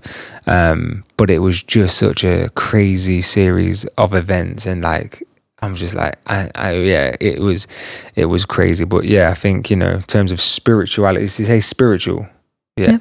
In terms of spirituality, that's certainly, you know, where I sort of land on that. You know, man, that's that really. And thank God for that, really. Yeah. Yeah, and I try to pray every day. I love it. Yeah. Yeah. I think that was a really lovely example. So lovely. I don't think there's anything I need to add. Was you scared? Why am I scared? Really, no, I'm just like, I think like, so I'm kind of agnostic, leaning on atheist. So I don't have a kind of religious leaning spirituality. I do have spirituality, but it's more like I feel connected to nature when I'm outside. I think that choosing to care for plants, animals, any of those kind of things reminds you that of those kind of values of caring. And I think there's like a spirituality you can have with yourself of trying to have principles, trying to be a good person, trying to be guided by things. And then if I think about how my brain chooses, so I was raised as a Catholic, went to a Catholic secondary school, primary school, and like they always said that God was all seeing, all knowing, all good. How my brain has translated that is so complicated that trying to describe it in this podcast might be a bit difficult, but like how I like to imagine it is to remove time from the scenario, and then that means that any given time, everyone that ever exists and everything they know and everything they see, and all the good that's in them just exists, and if every moment that they've ever been in exists at the same time, because we're taking time out of the scenario, then that there is everything that's been known, everything that's good, everything, whatever the third thing was that I said. And so I like to compare it to like a photo compared to a film reel. What we're experiencing as life is the film reel in motion. And so we have this concept of time, but take time out of it, and that might mean dying and just seeing everything that ever exists all at one go. Then you see the wholeness of the big picture. And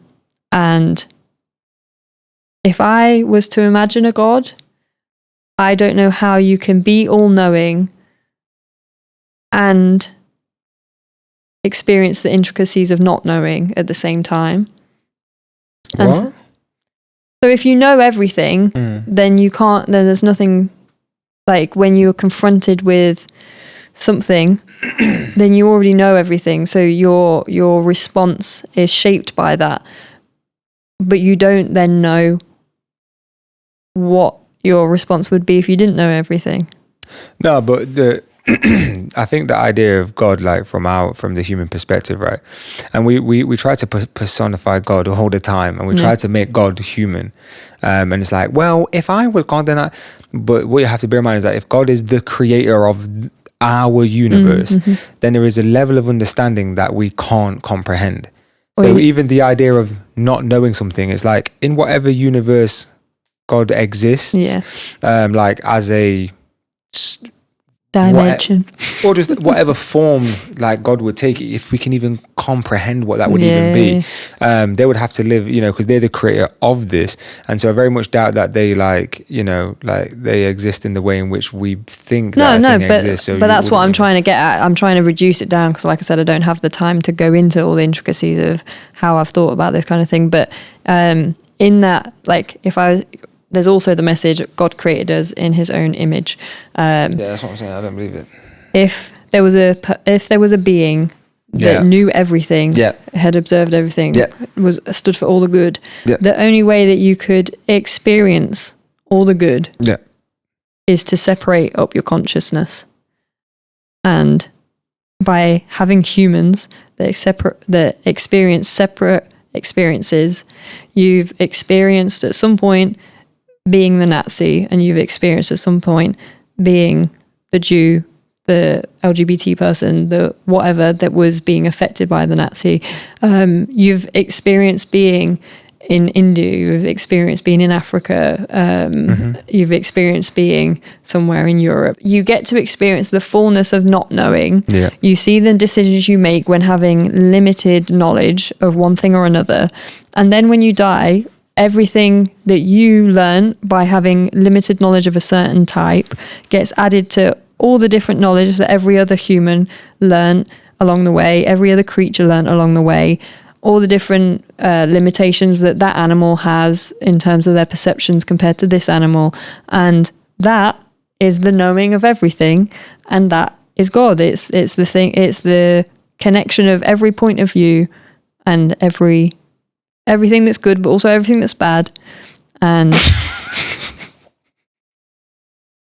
you know what? No. You know what? Let's move on. I love it. But if you want that dilated into something pretty, like visually pretty, then you can watch a YouTube channel called Cuts Kazart, and a video called The Egg is basically what you're explaining there. Yeah. But the only reason I laughed is because you said that you didn't want to go into it, and you go into it, which is fine. You know, I'm not very good at not going into it. If you say the slightest comment about all I'm saying. No, you're not leaving. Psychological orientation. So this differs from the other orientations, as it's more likely to consider well-being factors which come from within the service user, such as an internal dialogue that makes an otherwise harmless interaction feel overwhelming. Factors in this orientation can include traumatic memories that trigger an internal response, or insecurities which ruin a service user's day. Some may seek support because they have developed a damaging set of emotional patterns that they can't break away from. We kind of talked about some of this when we did the internal external stuff, right? Because a lot of that internal thing is coming from your psychological orientation. It's your mindset on something. So we might not need to go into so many examples on that, but if you have anything that's come to your mind. No, not really, apart from like go to the gym. In case you hadn't had that message yet. I love it. I just think so I'll have a, you know, like my internal dialogue's going off all the time.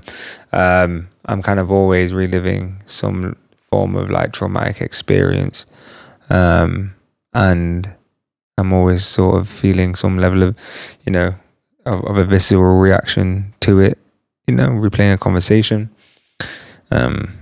being critical to myself, identifying that, it's just kind of always happening.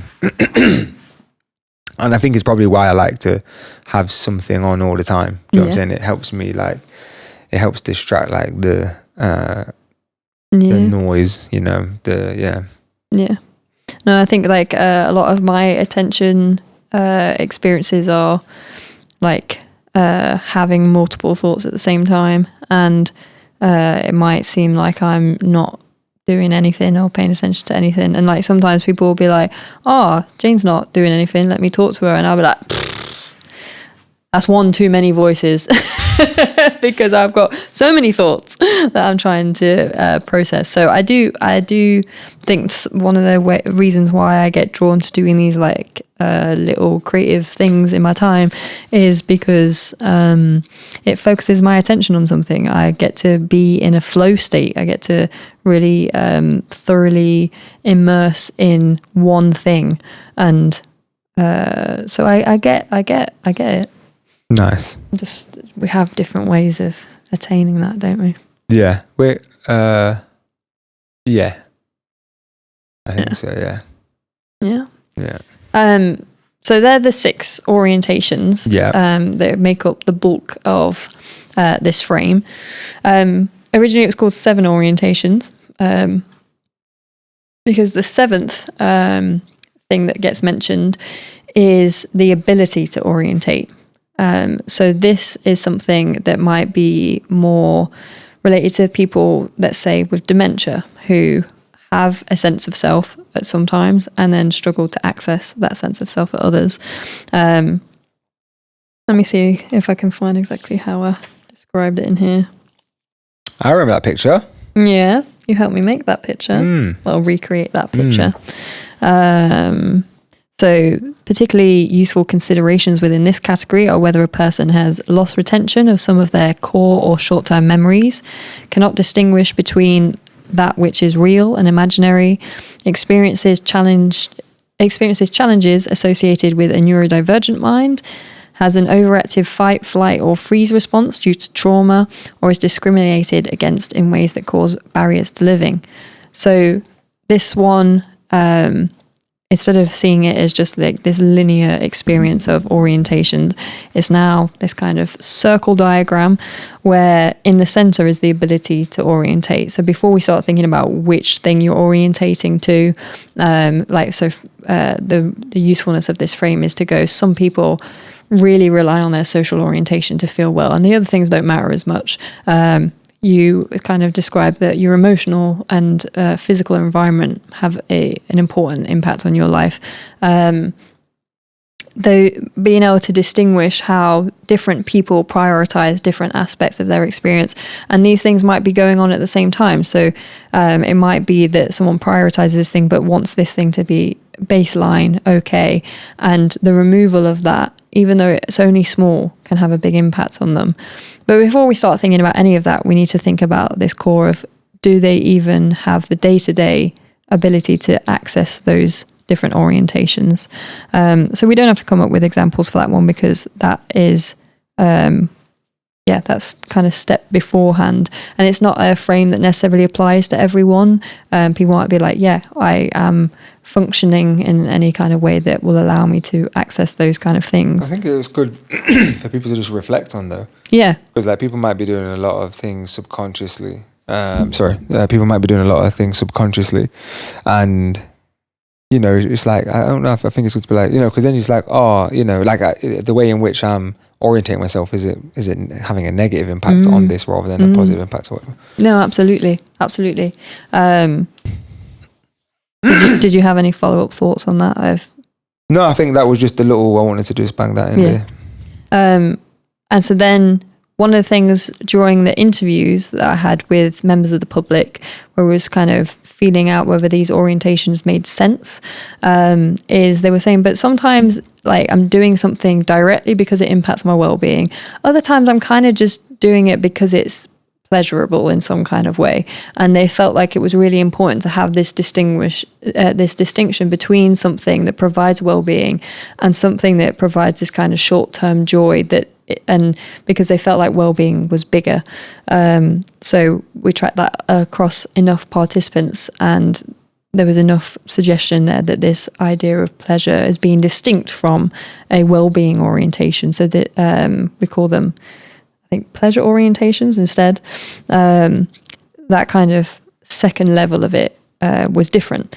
So one of the examples that I give in here is there's an organisation in London who I think it's called Queer Black Christmas. And what they do is at Christmas time, they bring together people of colour who are from families or backgrounds where they feel like they can't be their full self, and they're feeling isolated. They might be that they don't have a kind of traditional family structure that they can access in that time where family is a big thing that's been promoted.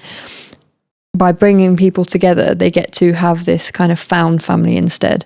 And so I've described that as both a social orientation, because you're bringing together a kind of a group of people with a particular kind of reason in mind. But also I think it's temporal in the fact that it's happened specifically at Christmas time, and there's something specific about Christmas and the way that we choose to place value on what Christmas time stands for, still being able to access that in a alternative means, not having to rely on a traditional family structure if you can't access that, or like I think it's open as well to people who are homeless, so being able to have an environment to be in where you can celebrate Christmas, that kind of safety that you associate with Christmas time, any of those kind of things, providing them at this particular point in time. So if I see that one of the big things around that is social orientation, I can compare that to one of my own experiences of being part of a samba band. So back when I lived in Leicester, I was part of Sambando. And shout out. And I don't think anyone there explicitly went for their well-being. I think there was kind of consequences of being around music. I talk about that a little bit in the book. But I don't think it was the intention of going to that service. People wanted to go because it was fun to play a drum.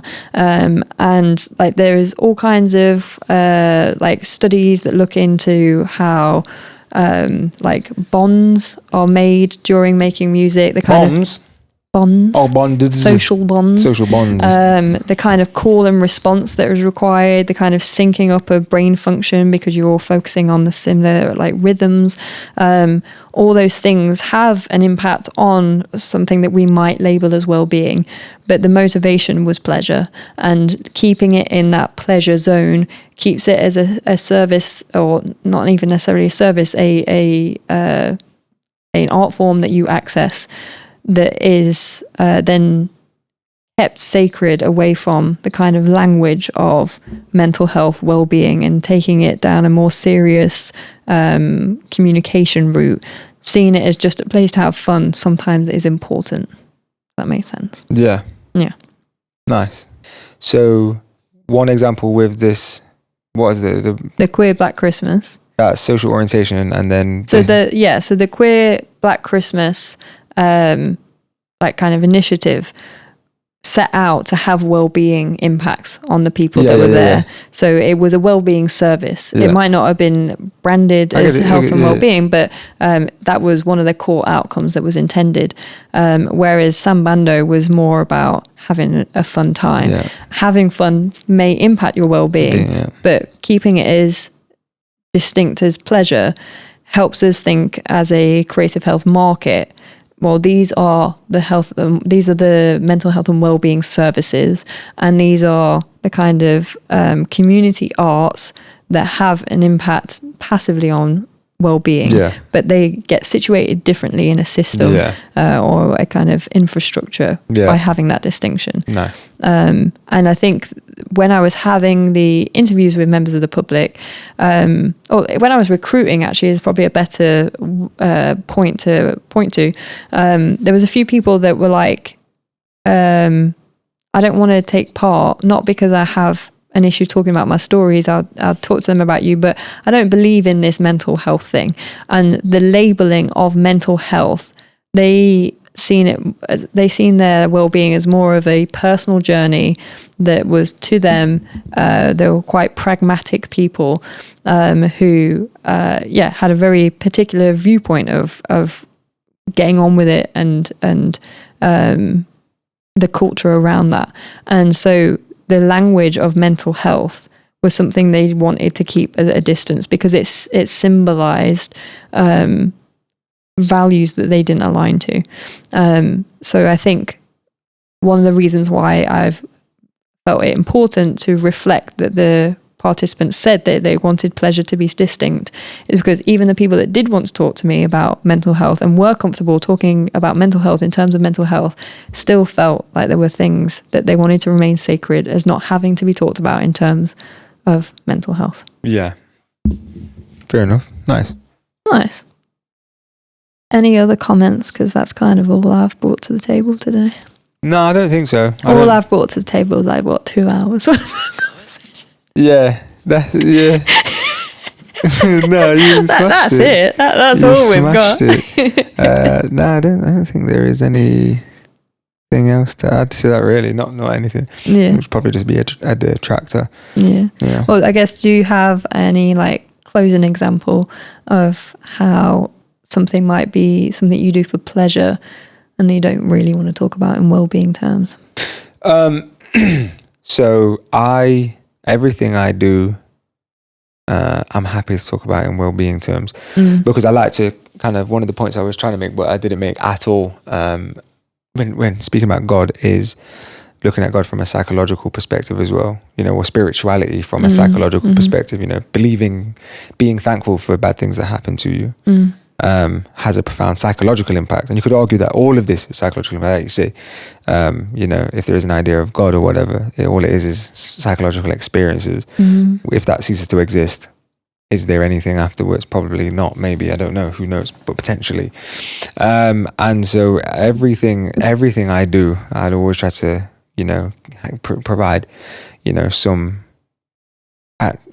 some value to it having an impact on me psychologically, because everything we do is based on that. And so, it has to be seen through that sort of lens. Like I find myself psychoanalyzing anybody I speak to, myself, because I want to know people's motivations and incentives, behind, their actions and stuff.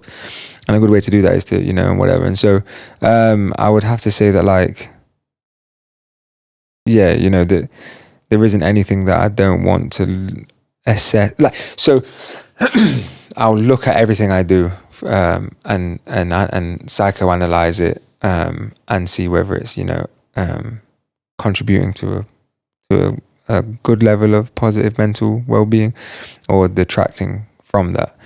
But with anything, you can get analysis paralysis, and things can be over-analyzed a lot as well. And so you have to know, like, okay, cool, that's what that is. There is no digging any deeper. We've hit the bedrock. Until some new information is added, this is good as this is good enough for me to be able to function and move on. I know that going to the gym makes me feel a certain way.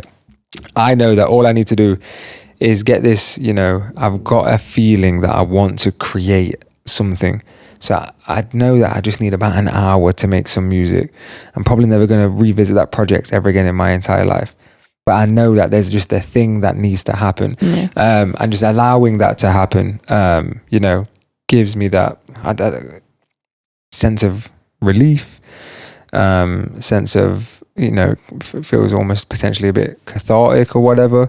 And, I don't always look at it like that, but I know that that's what it is, so yeah, that's that really. I think so, maybe. No, and I think it's a really good point, because I think, like, I was trying to think of an example of what I might do is just a more of a pleasure. And I was thinking, like, I like to go to the pottery painting place, and the value of doing that pottery painting is quite short-lived in the grand scheme of things. Like, I couldn't just do it once and then suddenly it's completely reshifted my well-being landscape. But knowing that I have access to be able to do little things here and there that are creative does impact my well-being. And so that's that sense of, like, things are feeling very heavy with admin at work, I'm going to go do something that I just get to be creative with. Having that mindset does affect my well-being, even if I then kind of the pottery making in and of itself, I could replace with something else if the pottery place closed down. It's not instrumental that becomes the outlet, but there's some kind of outlet needed. Yeah, no, for sure, absolutely. But I think everything has. But because then there's even like things that aren't pleasure, right? There's things that, like, discipline. Comes from, and like your art might very well be a discipline. People might not even really enjoy doing art, but they might do it because it's like, I want to be good at it, and I know the only way I can be good at it is being consistent at it. And being consistent looks like 6 hours a day non-stop. That's how it has to be. I don't really enjoy it. I find I go into a place and I just do it. Could be the case, but, like, you know, what that, you know, the impact that they may not be measuring that. Like, I feel a lot more peaceful at the end of it. I feel a lot less stressed. I feel a lot more. I feel a lot, you know, I feel a oneness with myself. There could be all of those things, right, that people aren't necessarily looking at psychologically, or like, you know, self-analyzing, but could very well be like outcomes. I think it just depends on the way that people, how self-aware individuals are, you know, and how willing people are to dissect their own minds. Yeah. Nice with it. Well, thank you for joining us for episode 3 of Creating Mental Wellbeing. Yeah. We're going to put the Creative Synthesist website up this time. Yeah. Right here. But if you would like to carry on watching these podcasts, you can find us on YouTube and also Spotify. On YouTube, it'll be, what will it be? Creative Synthesist. What will it be on Spotify? Creating Mental Wellbeing. Fantastic. So it's still under Creative Synthesis, but each podcast name is separate on Spotify. And on Instagram is creative_synthesist. All of the links will be in the description. Remember to like, drop a little comment, and if you want to be informed about this in the future, hit subscribe and click the bell notification so you can know when the next episode is out. Dog. You're very good at this. Well, I do try to tell her, but she's like, well, no, but people like call to actions apparently or something like that. I don't know. Yeah. I don't know. I doubt anyone's going to make it this all the way to the end here. Maybe someone's just going to be like, let me just see what they're saying right at the end. Yeah, I'm only joking. We're cold with it. Yeah. Yeah, they're here for the subscription links. That's what they're here for. Facts. But no, thank you very much. It's been a pleasure. Thank you. Thank you for joining us. Smashed it.